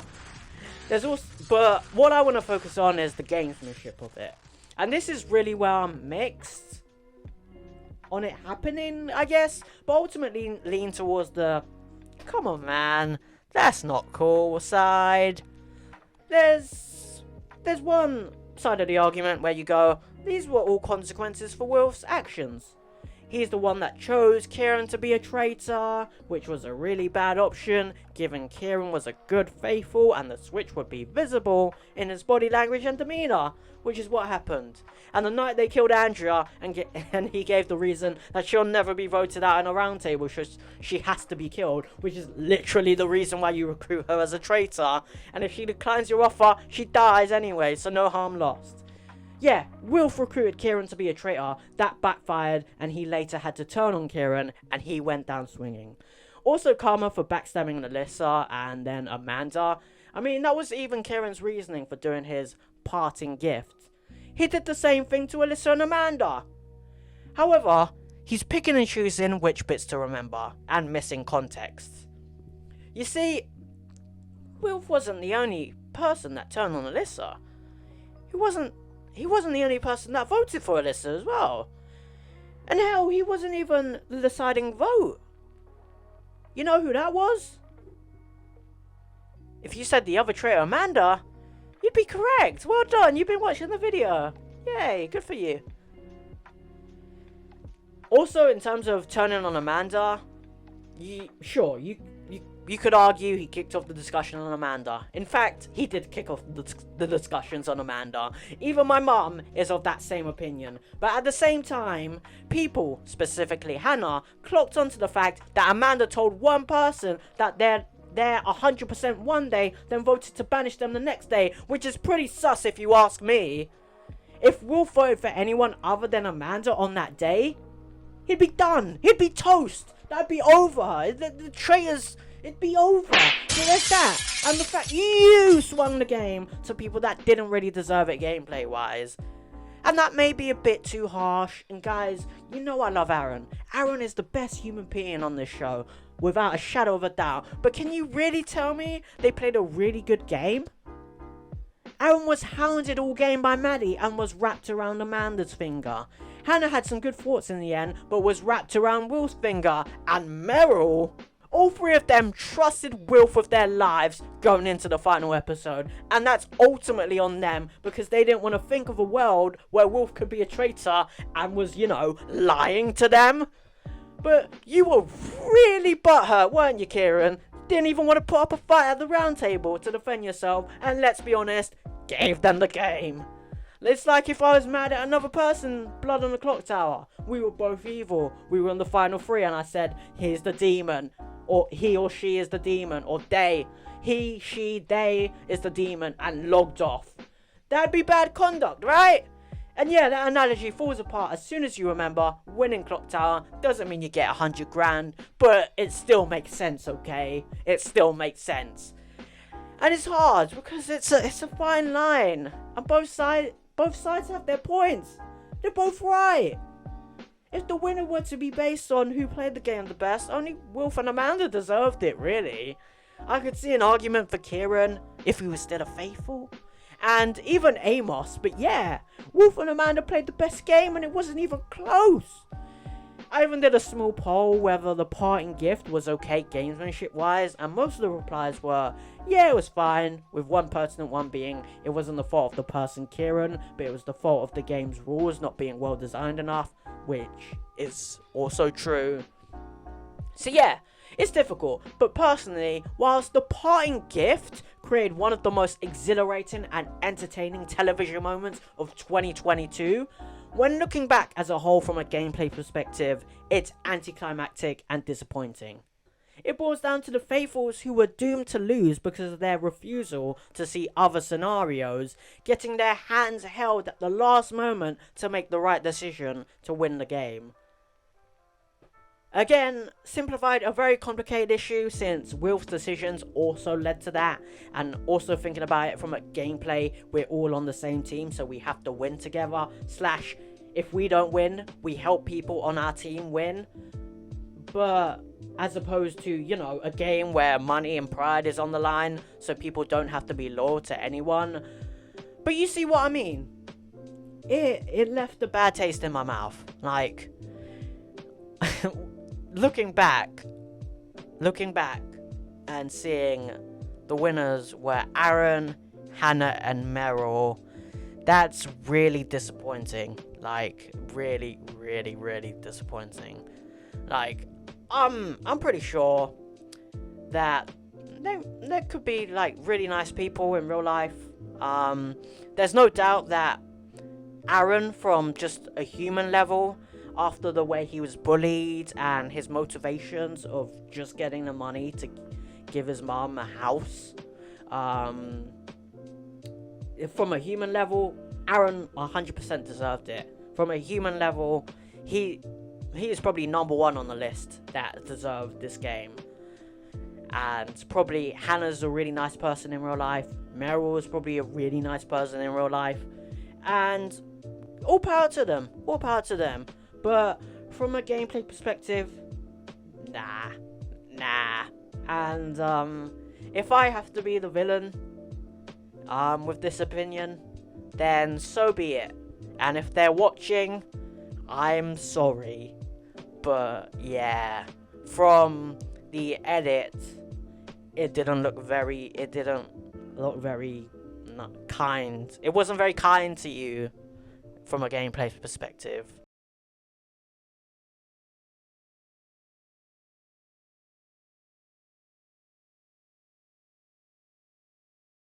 Hello guys! Welcome to another Traitors Time Out. And yeah, this is going to be a special one, because one, this is not scripted, so, and you know, I cannot function without a script, so this is going to be a fun section, right? And two, for this Traitors Time Out, we're going to do a Traitors tier list. Now, this is not a tier list I've made. I'll put it in the description. Give full credit to the person who made this. I just found this online and I thought it'd be a fun thing to do. As you can see here, these are the tiers. There's S tier, which is the best of the best, obviously. There's A tier, which is, you know, very good, but not quite best of the best. B tier, which is, you know, a step below that, but still passing, still good. C is, yeah, it's good, but it's just not quite there. They're not there really. Then after, you know, you've got the passing grades of A, B, C, you've got the E tier, which is just, I don't really like these people or the way they were portrayed in the show, but they're not like offensive, they're not harmful or whatever. They're harmless, in fact. They're just, I just don't like them. I don't really like them, or I don't have an opinion on them. So yeah, they're just whatever. They're harmless. And then at the you got the bottom of the bottom of the bottom. You've got the pits. And when I tell you that the gap between air and the pits is high, you better believe me, because yeah, the pits is low down. It is terrible. It is people that I hate on the show, and it's people that honestly don't even deserve my time. All of this will, for the tiers, I will be doing I will be taking everything into consideration. I will be taking in my opinions of them, whether I like them or dislike them, their gameplay, how they did in the challenges. I can't even remember how they did in the challenges, but I'll take that into consideration. I'll take everything into consideration, but mainly it's my opinion, and if you don't like my tier, tough, whatever. Before we get started, before we do anything, before we even, because we're going to go in alphabetical order, because these are in alphabetical order, but I'm going to start with one person. I'm just going to do this. There you go. That's where that person deserves to be. And yeah, spoiler alert, no one else is going in the pits. No one else is that low. Now that we've gotten that out of the way, let's start with Aaron. And this is quite funny, because Aaron is the complete opposite to that. He's going in S tier. I love Aaron. He might not have played the game the best, but honestly, he's such a cool guy. He was portrayed really well after everything he's gone through, and still to come out on top, and with the motivation of just buying his mother a house, or getting a deposit down for his mother's house.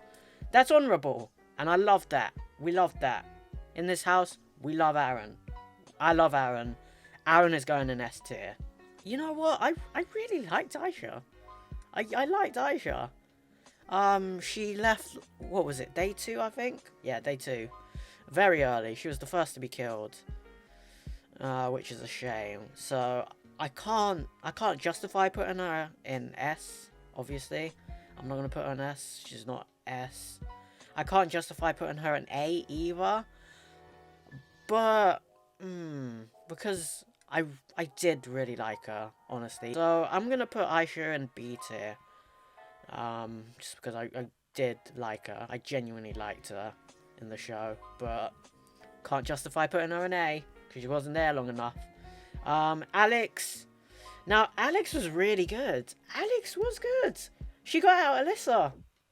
And she had some good logic about her. But the thing that drags her down is, everything to do with Tom. Alex should go in A. but she isn't going to go in A. Because I think everything to do with Tom drags her down significantly. And I did not like Tom that much. Which means for the most part, I didn't really like Alex all that much. So she's going to go in C. I don't think she's A. I think she's better than A. I think she's a passing grade, but yeah, C. C is the fairest. Alyssa, she's got to go in A. Alyssa was very good. I loved Alyssa. She was a good traitor. Unfortunately, she got caught, and her saying, "Oh, I got the poison chalice," and crying like, "Oh, I did something wrong because I was a traitor," was a bit but nah. I liked Alyssa. Amanda, of course, goes in S tier. Amanda was amazing, incredible. There was one moment that cost her with the Theo stuff, but honestly, Amanda, S tier without a shadow of a doubt. Amos, to me, S tier, but really, A tier for me. Amos, I liked Amos. Amanda was okay, I guess. She had emotional speeches, which were like, "Oh, grandma," but she wasn't really that effective, honestly speaking, and kind of was wrapped around a lot of people's fingers, unfortunately. So I think Amanda, I didn't dislike her, so I think Amanda's gonna go in C tier. Claire, very forgettable. I don't even remember what Claire did. She was a police officer, I think, and an entrepreneur, but that's about it. That's all I can remember. And I can remember her being Theo's safety blanket. That's about it. Faye. Did I dislike Faye? Kind of. I kind of disliked Faye. She's middling for me. I didn't love Faye, and I didn't hate Faye either. She was just bog standard middle, and kind of forgettable. I'm gonna put her in E for now, because she does give me that feeling of I don't know. I don't have an opinion on Faye. And maybe that is E. E is or it could be either one, honestly. I don't even know what this tier is. I made the tiers, and I'm not even sure about them. Hannah, I C tier, but definitely above. Hannah, one of the winners, but honestly was wrapped around Wilf's finger. Had some terrible takes, but also was funny, kind of funny, when she was like, "Just vote me out, I don't want to listen to Tom anymore." She was funny on that front, and she did help with getting out Alyssa, but also kind of clocked on to the fact that Amanda said Theo was her 100%, then voted for him to be banished, which she caught on to, which was good. But then, you know, clocked on to Wilf at the end. But honestly, I didn't really have an opinion on Hannah, really. Imran's going in A. Imran's going in A. I know what I said about liking Aisha, and that not justifying her place in A, but like Imran had good opinions. Imran had good logic about him. He knew how to think in this game, but no one listened to him, and everyone, remember that moment where everyone was like, oh, if you're not a traitor, why don't you say, you've never said you're a traitor? I think it was Alex who was like, but you've never said you're a traitor, so I'm gonna give you the opportunity now to say you're not a traitor from the bottom of your heart. And then Imran was like, but what does that prove? And then Imran said, I'm not a traitor. And then everyone was like, no, no, no, no, no, no, no. But you didn't say it with enough conviction, so you must be a traitor. Like, that proves anything. That was so stupid. But anyway, Imran had... I've already explained it in the video, but Imran had good logic about him. He was good. He was a great person, honestly. And yeah. He should have been in it longer. Ivan as well is going in A tier. Or wait, should he go at... See, the thing is, Ivan, in the game, said he loves to play games, and he loves to think, and he loves a challenge. But his gameplay was fine, his logic was good, but it wasn't really right, because he didn't really think about how, about other worlds. Yeah, that's about it, and, kind of... When Alex and Tom were throwing the accusations on him, he kind of went into the trap of thinking, okay, they're accusing me of being a traitor, so they kind of must be a traitor. One of them must be a traitor. Well, kind of had that thought, which was a trap, which was Also, yeah, so his gameplay was good, but it wasn't great. But at the same time, he went in and he just wanted to have fun and play a good game, which is like I would want to do the same if I was ever in the Traitors. I just want to go in and play a good game. Doesn't matter about the money to me. I just want to have fun. So I respect that of Ivan. Also, my opinion is slightly off kilter because he was recently on Board Game Club on No Rules Barred, and he was in one of the greatest episodes, honestly, in my opinion, and he made it great. And I've seen interviews after the Traitors, and he just seems like a really swell guy. So maybe that's informing my opinion too much. Ivan's going in A tier. Ivan deserves it. Ivan was great. I love Ivan. Kieran is a tough one because if he stayed, he was a good faithful, and I liked him as a faithful. And easily, if he had stayed faithful, he would have been in B tier. I'll be honest with you. Kieran would have been in B tier. But, and I say this, as soon as he turned into a traitor, his emotions became so obvious, and he wasn't playing the game well at all. And honestly, I am still on the side of that was bad conduct, what he did to Wilf at the end. I know I'm thinking about this as if like the Traitors are on the same team and they're trying to win the game for their team, or let the other people on their team win at least, as opposed to, you know, this is a game where friendships can be formed, bonds can be created but also broken, and you don't have to be friends with everybody. You can dislike some people, and if they piss you off, you've got the right to fuck up their game, and that's fair enough.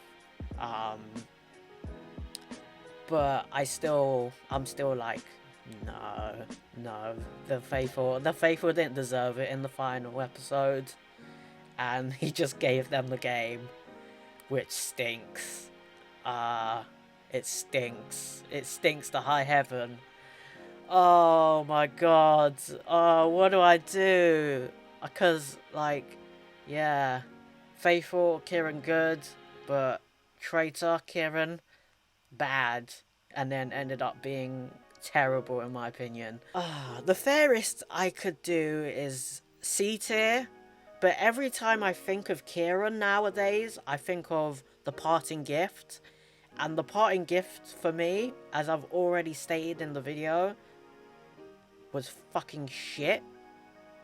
Like, I hate it. I hated The Parting Gift and everything it stood for. So, yeah, I've already told you, and the pits, there's a big gap between the two.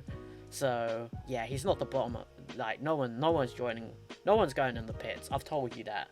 So I'm gonna put him in tier. I'm sorry. Every time I think of Kieran, I think of, oh, fuck. Maddie, as much as I've been harsh to her in the video, and harsh to her reasoning and logic and thinking and gameplay, I do love Maddie. How can you hate Maddie? Like, I don't understand. How can you hate? You can't hate Maddie. Maddie is entertaining, and Maddie is great. I'm sorry. I don't know, man. Like, Maddie was great. I like Maddie. I liked her a lot, but her gameplay was not great at all, in my opinion. So I think the fairest I can do, I think I'm gonna put her in B tier. I think she's B tier for me. Definitely passing, definitely good entertainment, funny, very funny. In fact, I'm gonna put her top of B tier, honestly. She was great. I liked her a lot, but yeah, her gameplay sucked. Matt is gonna be put in B tier because I like Matt. I like Matt. He was harmless to the extreme. I liked Matt. I liked him a lot, but he didn't really, let's be honest, didn't really contribute to anything. At least I don't remember him contributing anything. Off the top of my head, he seems like a swell guy. He seems like a cool guy to be around, and he's a BMX athlete. Like, that's fucking cool, man. Oh, you crazy? That's cool. So yeah, Matt, lovely guy. I'm gonna put him in B tier. Meryl was going in air. Meryl was a lovely person, but her takes in this show, oh my god, do you remember when she was like, oh, the traitor could be this person or this person in the morning, and then at the end there were 2 people left to come for breakfast, and they were the 2 people that Meryl thought were the traitors that she had an idea about at night. And it just wow, oh my god. And the herd mentality as well, flipping out. And what she said about, oh, I knew Tom wasn't a traitor. I knew Tom wasn't a traitor. I told you, even though she voted for him to get banished. Oh my god, what was that? What was that? And I loved her swearing and saying, Meryl, what's your language? And Meryl was like, fucking fat. I can't believe I've done it. That was a good moment. Nikki, don't really have too much of an opinion of her, but she was hard done by everybody here. She's gonna go in C. I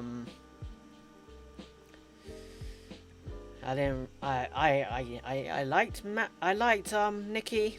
Thought her motivations were honourable. She just wanted a hand. Obviously, that's honourable, right? But she was hard done by, especially from Hannah and from everybody else. Hannah was like, why didn't you fight more during the round table? I was like, what was she supposed to do? Fight more, so she looks more guilty. And then you're like, but why are you being so defensive?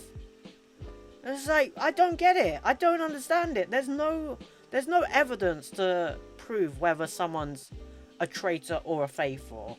So what are you supposed to do in that situation? Like, scream till you're blue in the face? I don't know, man. Ryan goes in B tier. Ryan was hard done by again. He was just very quiet, very shy, but he was likable. But as soon as the faithful got out Alyssa, it's like they thought, oh my god, so we got the shy, not talkative, quiet, reserved Alyssa out, and she was a traitor. So that equals that shy and reserved means traitor. So we've got to get out Ryan. And that was, like, that sucks. What the hell kind of logic is that? That's stupid logic. That was unfair. Rayan deserved more. He's B tier for me. I liked Rayan. I really like Rayan. Theo.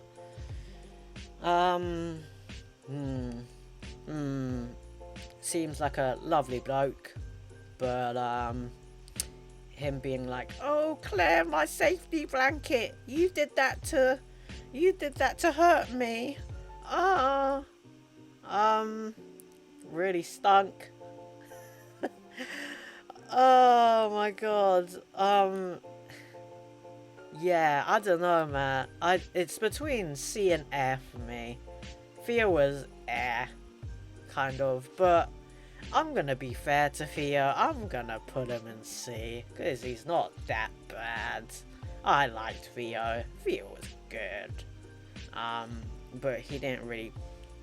He was kind of... He was definitely... Instead of logical, he was more emotional. And that was... Actually, you know what? Kind of a breath of fresh air.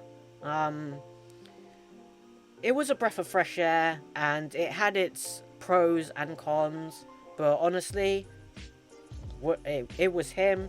It was how he is. That's him, and that's how he's portrayed himself. And honestly, good for him.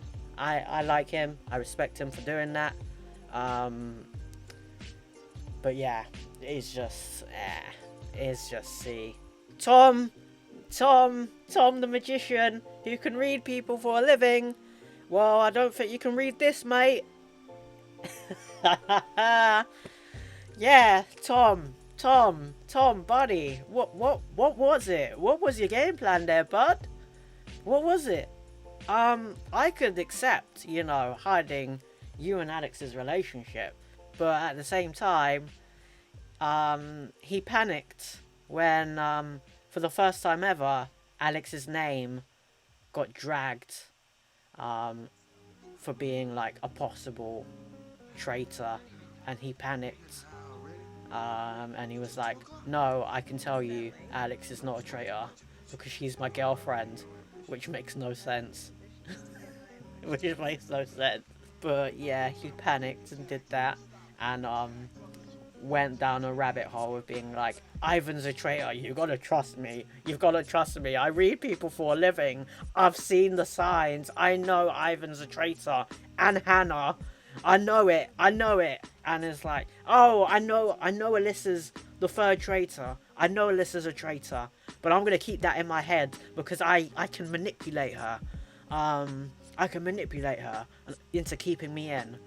It's like, instead of, telling everybody else, telling at least one other person, so they can, win the game as a team, because it's a team game, remember that? But no, that's not what Tom wanted to do, and Tom looked like a pillock on national television, and Ivan chewed him out for it, and Ivan said, "If you vote me out, your career is gonna look dog shit.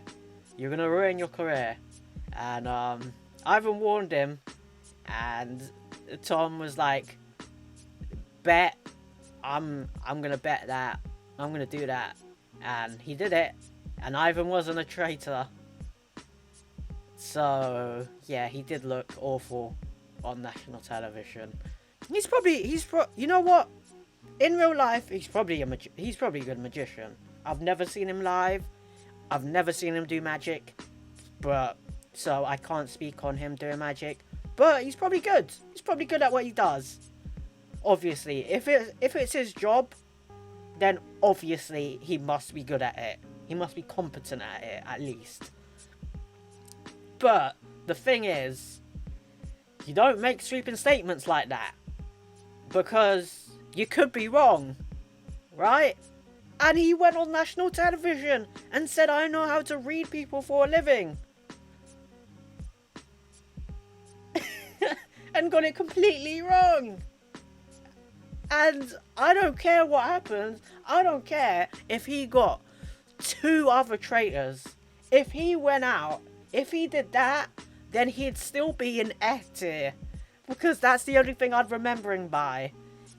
And unfortunately for him, he didn't catch any traitors. He didn't do anything. The one traitor he had in his back pocket, he didn't tell anybody about. Because his ego was up here. Oh my god.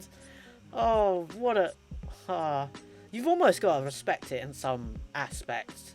But yeah, Tom is S tier. Oh my god, Tom is S tier.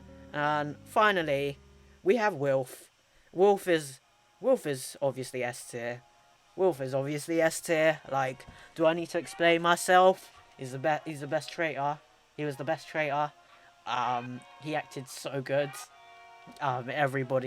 He had everybody wrapped around his finger going into the final. Basically, after Alyssa went out, everybody trusted Wilf. There was no suspicion on him whatsoever after Alyssa went out. After Alyssa went out, Wolf should have won. Wolf should have won. Yeah, he made a big mistake by picking Kieran as his traitor, and we all know how that ended. But yeah, Wolf seemed like a lovely, great guy. He was a great guy. He was a great traitor. He was a great contestant, and I loved him. And yeah, he should have won. He didn't win, but honestly, who cares? Because he'll be remembered as a great contestant on this game show. And yeah, he deserves S tier. Yeah, that's my tier list. S tier, we've got Aaron, Amanda, Wilf.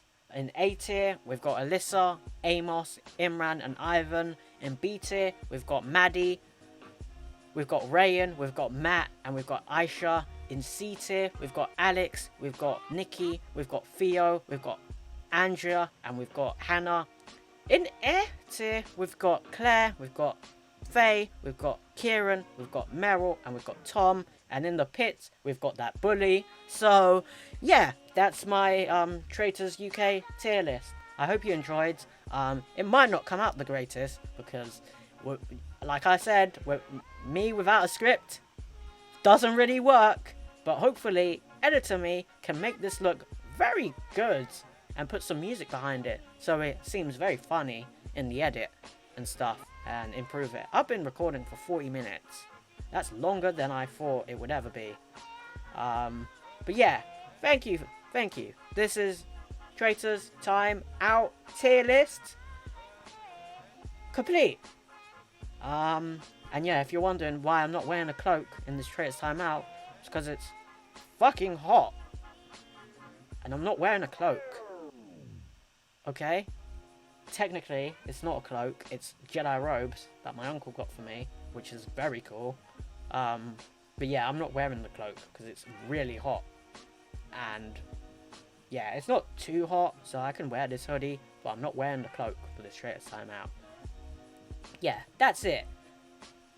Back to me doing the video.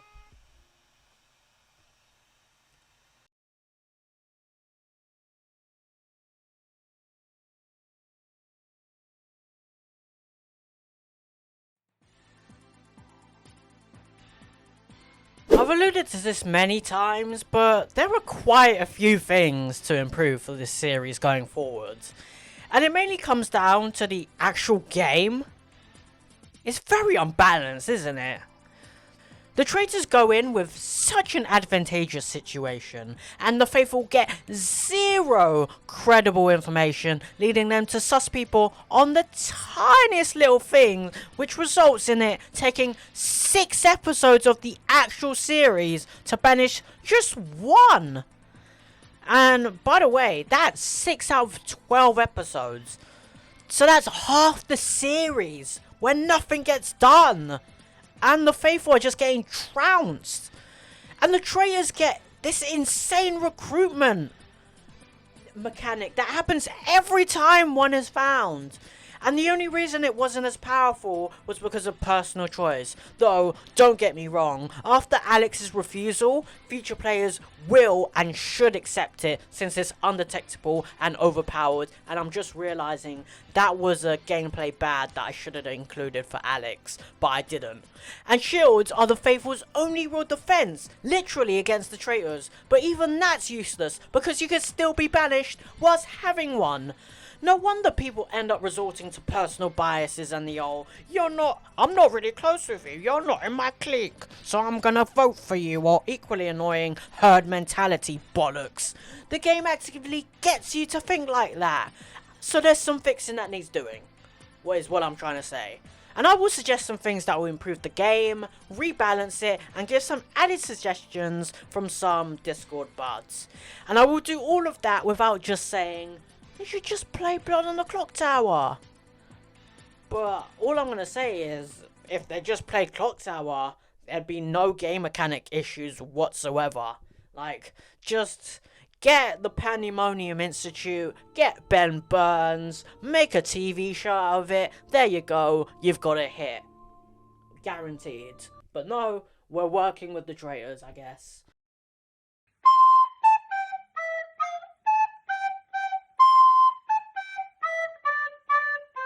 Like, this is the most obvious one, but they should, right? The ability to see other people's alignment. You can replace that dumb shield with the opportunity to learn something about another, whether that be their role point blank or a clue/riddle to their role. Now with this, there is a significant pendulum swing, and the game becomes unbalanced again, the other way this time.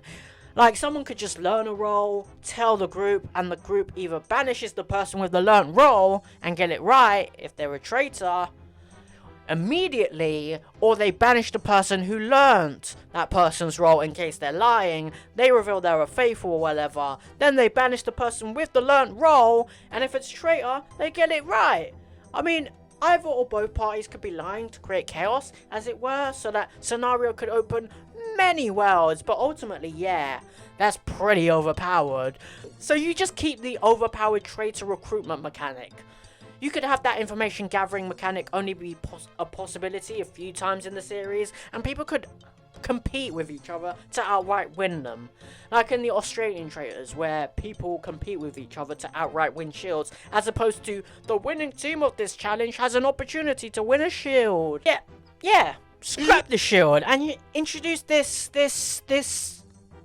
Dreamer-esque ability.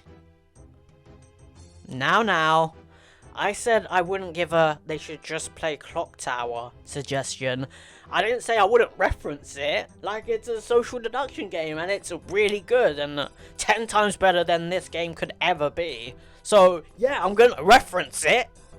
This ability could also work as an Undertaker-like power. They can check the roles of the recently banished player. This is if the game didn't reveal players' actual roles at the end of banishment, by the way.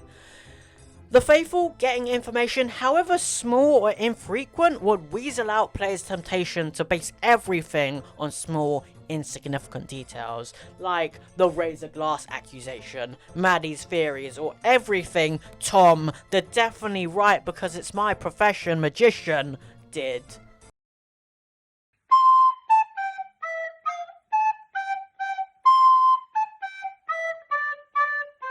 Let's be honest, guys. The shield in the Traitors UK was shit. It was flawed, nobody revealed they had one, mirror aside, with it becoming more of a team-wide protection, even when a traitor did get one, it held no advantage to them, since killing someone who had an opportunity at the shield would put suspicion onto them. And even when you had a shield, you could still be banished, like Tom, so it really wasn't worth it. So, it seems like the shield is pretty pointless, right? It's not needed. You can replace it with a piece of information / clue on another person. Well, not entirely, you see. Fixing the shield mechanic isn't that hard because all you have to do is look 10,455 miles southeast. That's the Robertson Hotel in Australia. I'm talking about the Traitors Australia, by the way, just in case editor me doesn't make that obvious. What the fuck? How much more obvious can I make it? There's an Australian flag right there. And it says Australia on the Google Earth edit I did. What the fuck? They have a brilliant shield mechanic that functions and creates open, energetic gameplay. And it hasn't changed a lot, to be honest.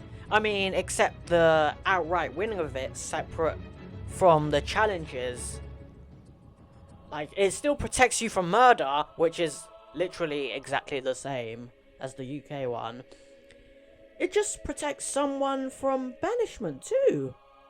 And that transforms this mechanic.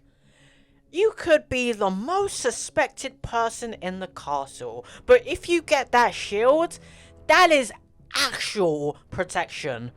It forces people to look at someone else, it weeds out herd mentality, it gets people to actually think for themselves, and they, in the process of looking elsewhere, they might actually catch a traitor who wasn't on anybody's radar.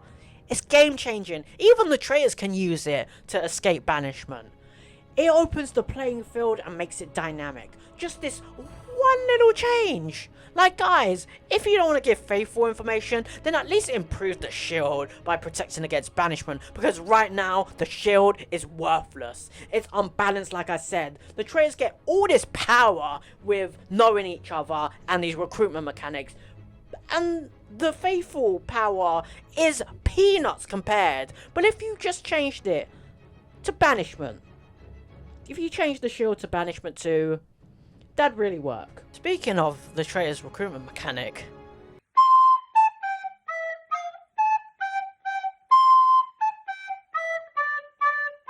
it's overpowered, isn't it? In the series they could have had a total of 5 if Alex had accepted, and that overpowered recruitment mechanic was used to the extreme in another version of the Traitors overseas. I won't spoil it, but you probably know which one I'm talking about. If you know, you know. So put a cap on the amount of recruitments the traitors can make. I feel like it should be 1, and that 1 should be when a traitor is on their own, and it's only 1, so they have to use it wisely. Plus, it'll disincentivize throwing your fellow traitors under the bus because you only have 1. If you don't want to put a cap on the recruitment mechanic, at least let the faithful know explicitly there's been a recruitment after it happens. Like, it's overpowered, and you want to make it undetectable. That's crazy.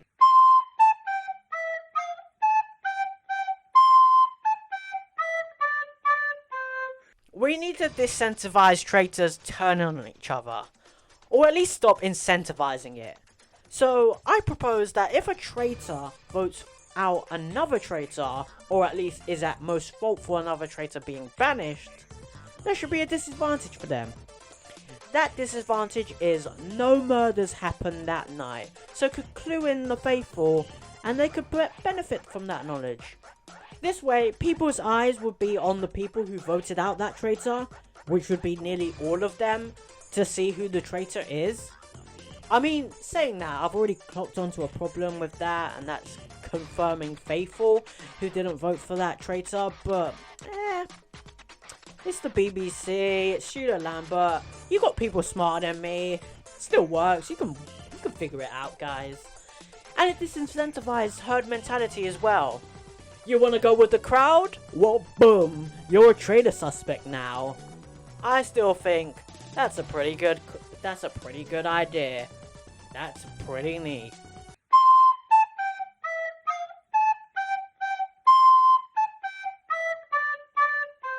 That fake elimination of Amos and Kieran was really dumb. And even stupider in hindsight when they just came back and we realized what the game actually was. Essentially, they just missed the first 3 days, got to relax, not get murdered, get a full night's sleep, not worry about who's who, not build up the prize fund, then come back and start from the beginning, which is really pointless and kind of unfair. So, don't do it again. Please don't do it again. Like, I watched the Traitors Australia right after watching Traitors UK, and they didn't do that. And that bit was kind of nice because they didn't waste my time. Like, they just got on with it. Why'd you do that? That was so stupid. Like, at the time, it was like, oh my god, what is this game all about? But, yeah, we figured out what the game is, and that's still pretty stupid, right?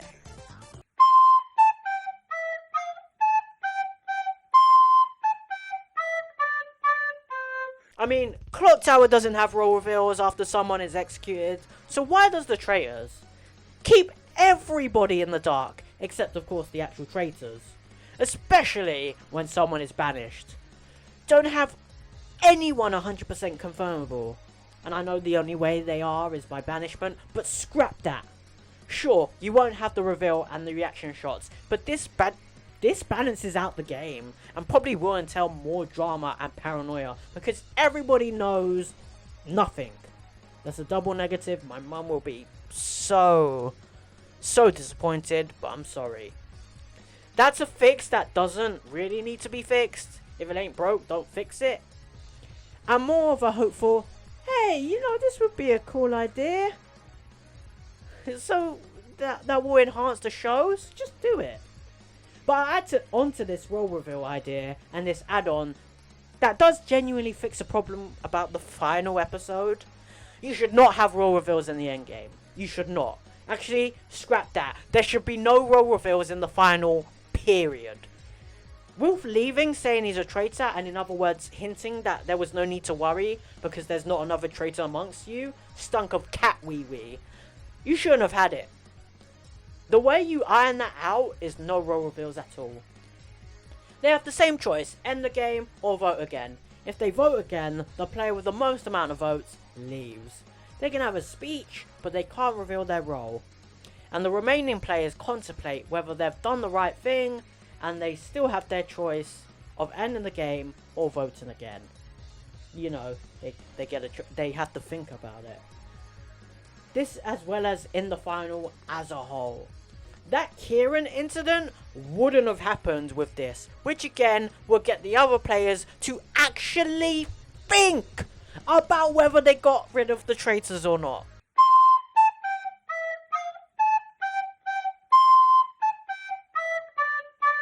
The final fix I have is labelled with a question mark, simply because I'm personally not really into this idea.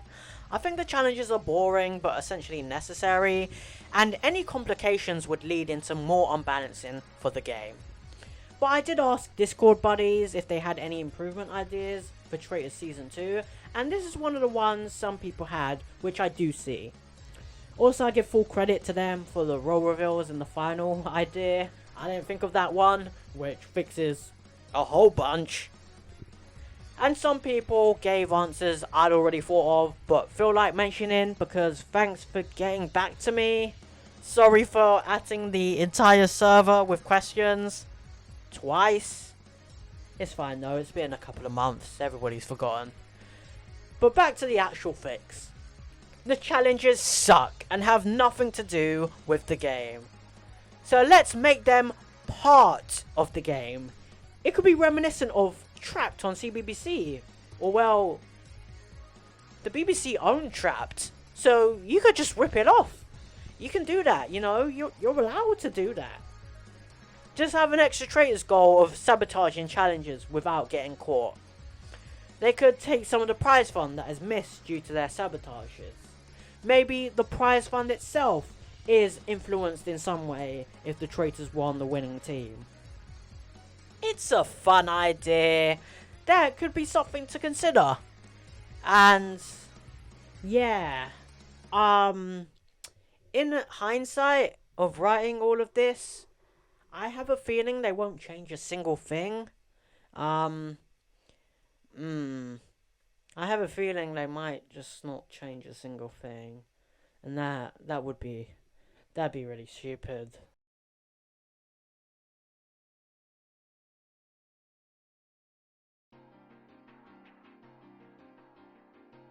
Oh, the arm was raised there. Craig Noon is saying go to VAR. Yeah, I can't get the arm fly back, mate. Just delay, Sean. Just delay, mate. Well, I've been blindsided from my side, James, so I can't see it. VAR to ref. Yep. I'm going to recommend an on-field review for a potential penalty for handball. Let me know when you're at the screen. Hold. All right, I'm approaching the screen, so... Okay, mate, when you're there, I'm going to show you the still shot. Yeah, arms clearly away from the body. Yeah, yep. clearly away from the body. Yep. It hasn't come off himself. He's making himself bigger. Yep. And it's inside the penalty just roll area. It, yeah, just roll it through at 30% or 50%. Yep. Clearly makes contact. Yeah, that's fine. So my decision will be penalty kick, no sanction. No sanction. Sounds good to me, mate. I think is going to make the call that it is a spot kick, and Melbourne City have a chance to... Surprise! You didn't think there'd be another Traitors timeout, huh? Well, unfortunately, guys, this is going to be the last Traitors timeout of the video. Aww.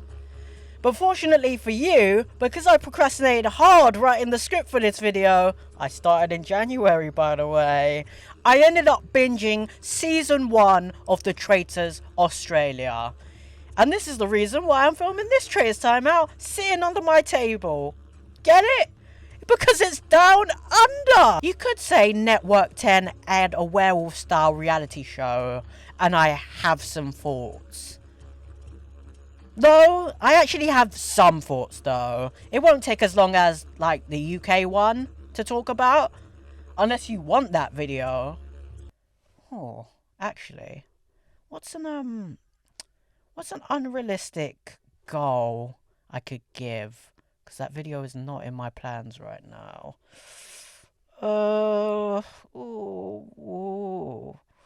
How about if this video reaches 102 likes, I will make a longer video about the Traitors Australia.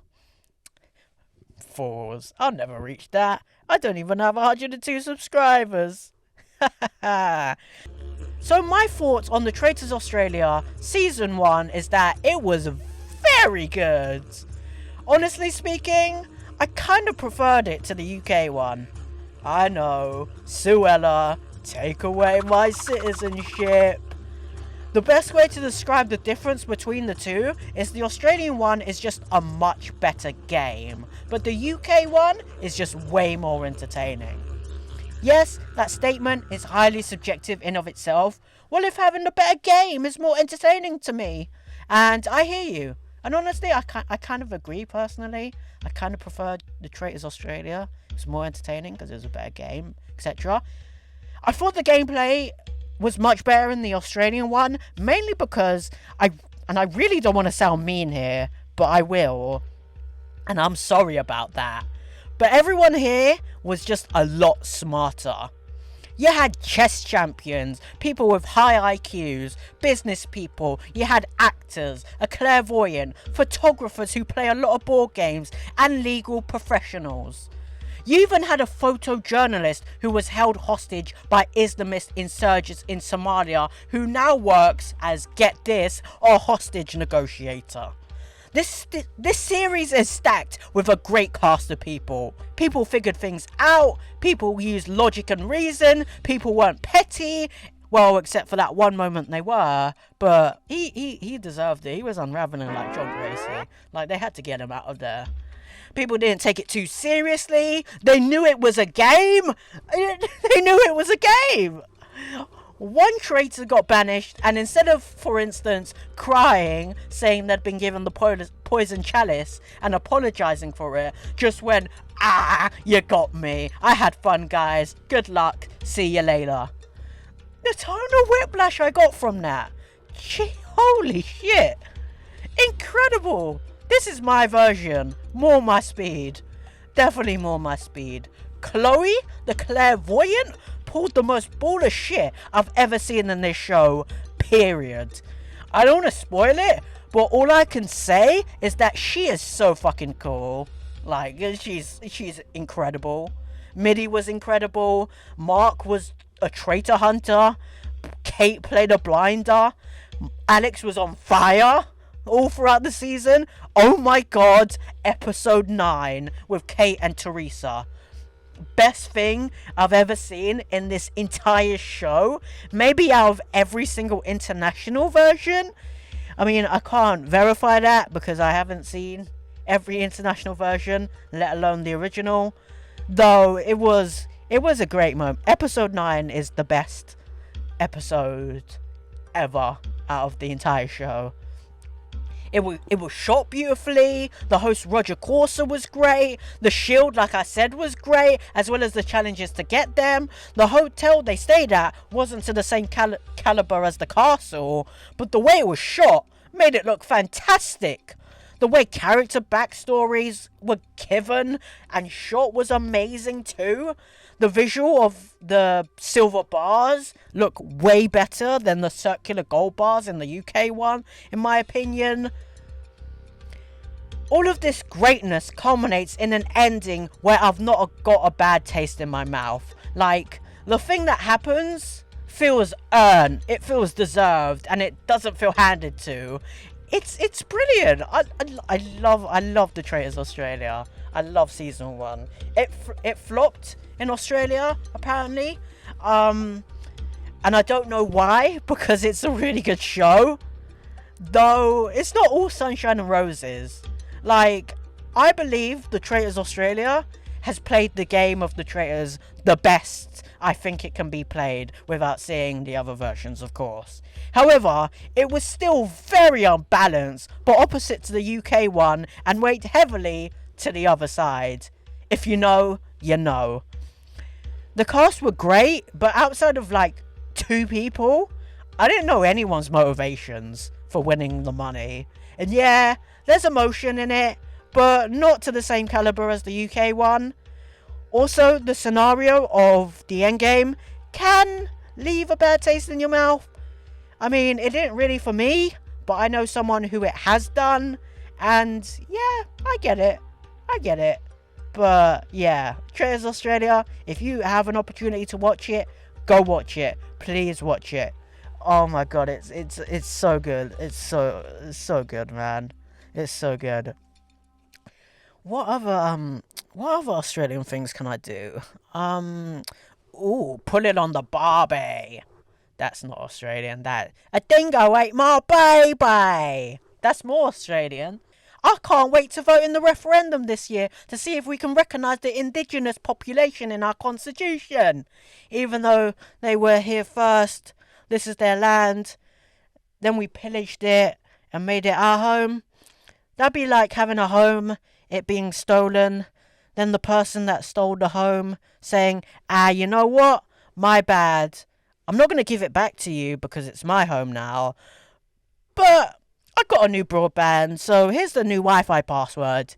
Have fun. Like, could you imagine that? That makes no fucking sense whatsoever. Wait, hold on. Hold on. Hold on a minute. I can imagine that, right? That's just like the British Museum. Yeah. Oh, that's awkward. Those were my thoughts on the Australian Traitors. I did watch 45 minutes of the US one a while ago, I think. But I'm not going to continue with that. Like, the reality shows, the fakeness, the personalities. It's dreadful, isn't it? I just can't take it. I know some people have ploughed on through and really enjoyed it, and enjoyed things going wrong to such a predominantly unlikable cast, but I don't want to put myself through that. Why the hell would I put myself through that? I don't like it. I don't care enough. I could be mad that they took the one thing that made the UK and Australian ones work so well. You know, the fact that everyday normal people were in them, and you could relate to some of them. Relate to all of them, in fact. But that would require energy.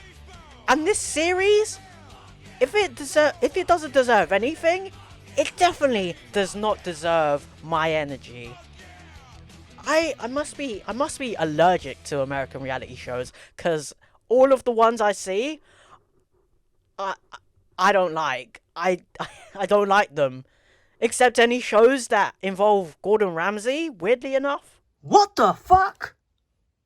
7 celebrities!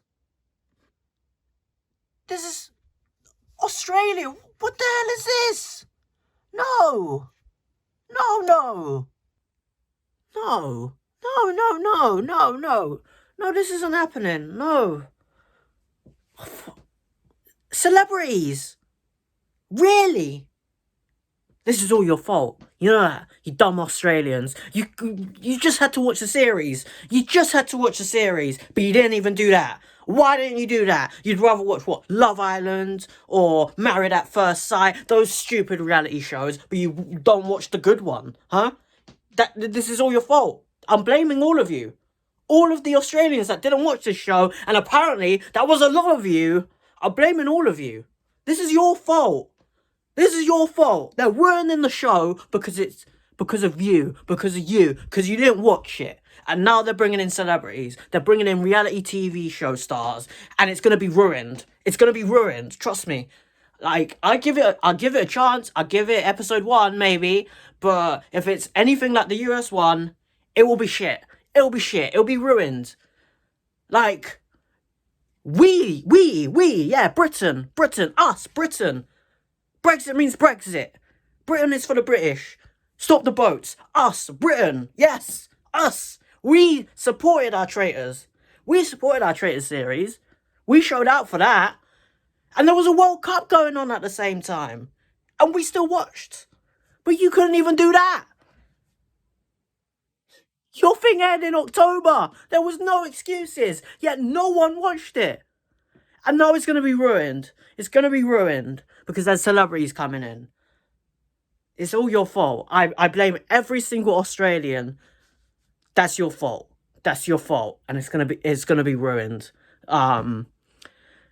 Thanks so much. Thank you. Thank you. On behalf of everyone, thank you for not watching the best reality show series that's ever come out of your country. Thank you for not watching it.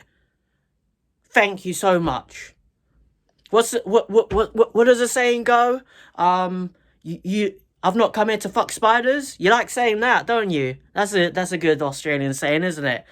Well, it turns out everyone else was fucking spiders and not watching this show.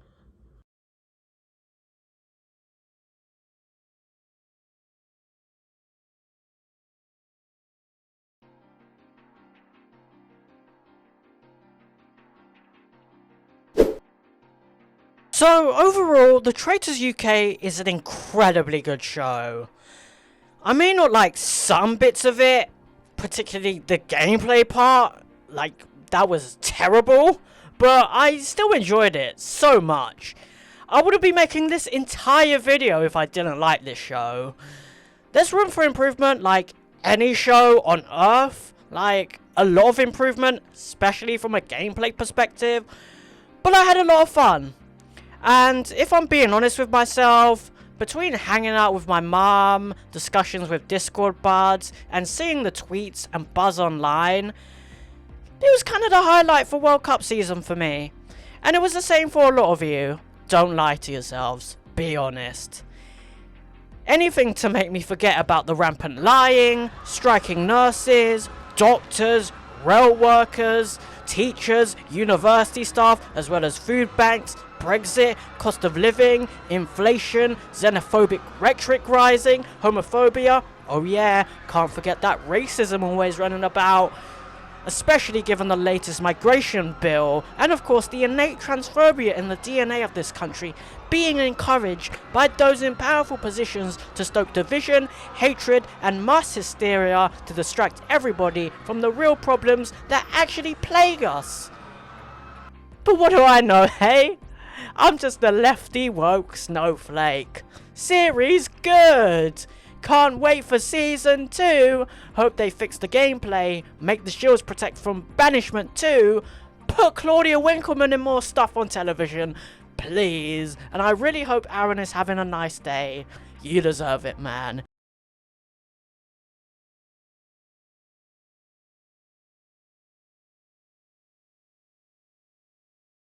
How about another joke, Murray? No, I think we've had enough of your jokes. What do you get? I don't think so. When you cross a we're mentally done ill with your loner jokes. with That's a it. society that abandons him and treats him like trash! Call the police, I'll Gene. tell you what you get! Call the police. You get what you fucking deserve!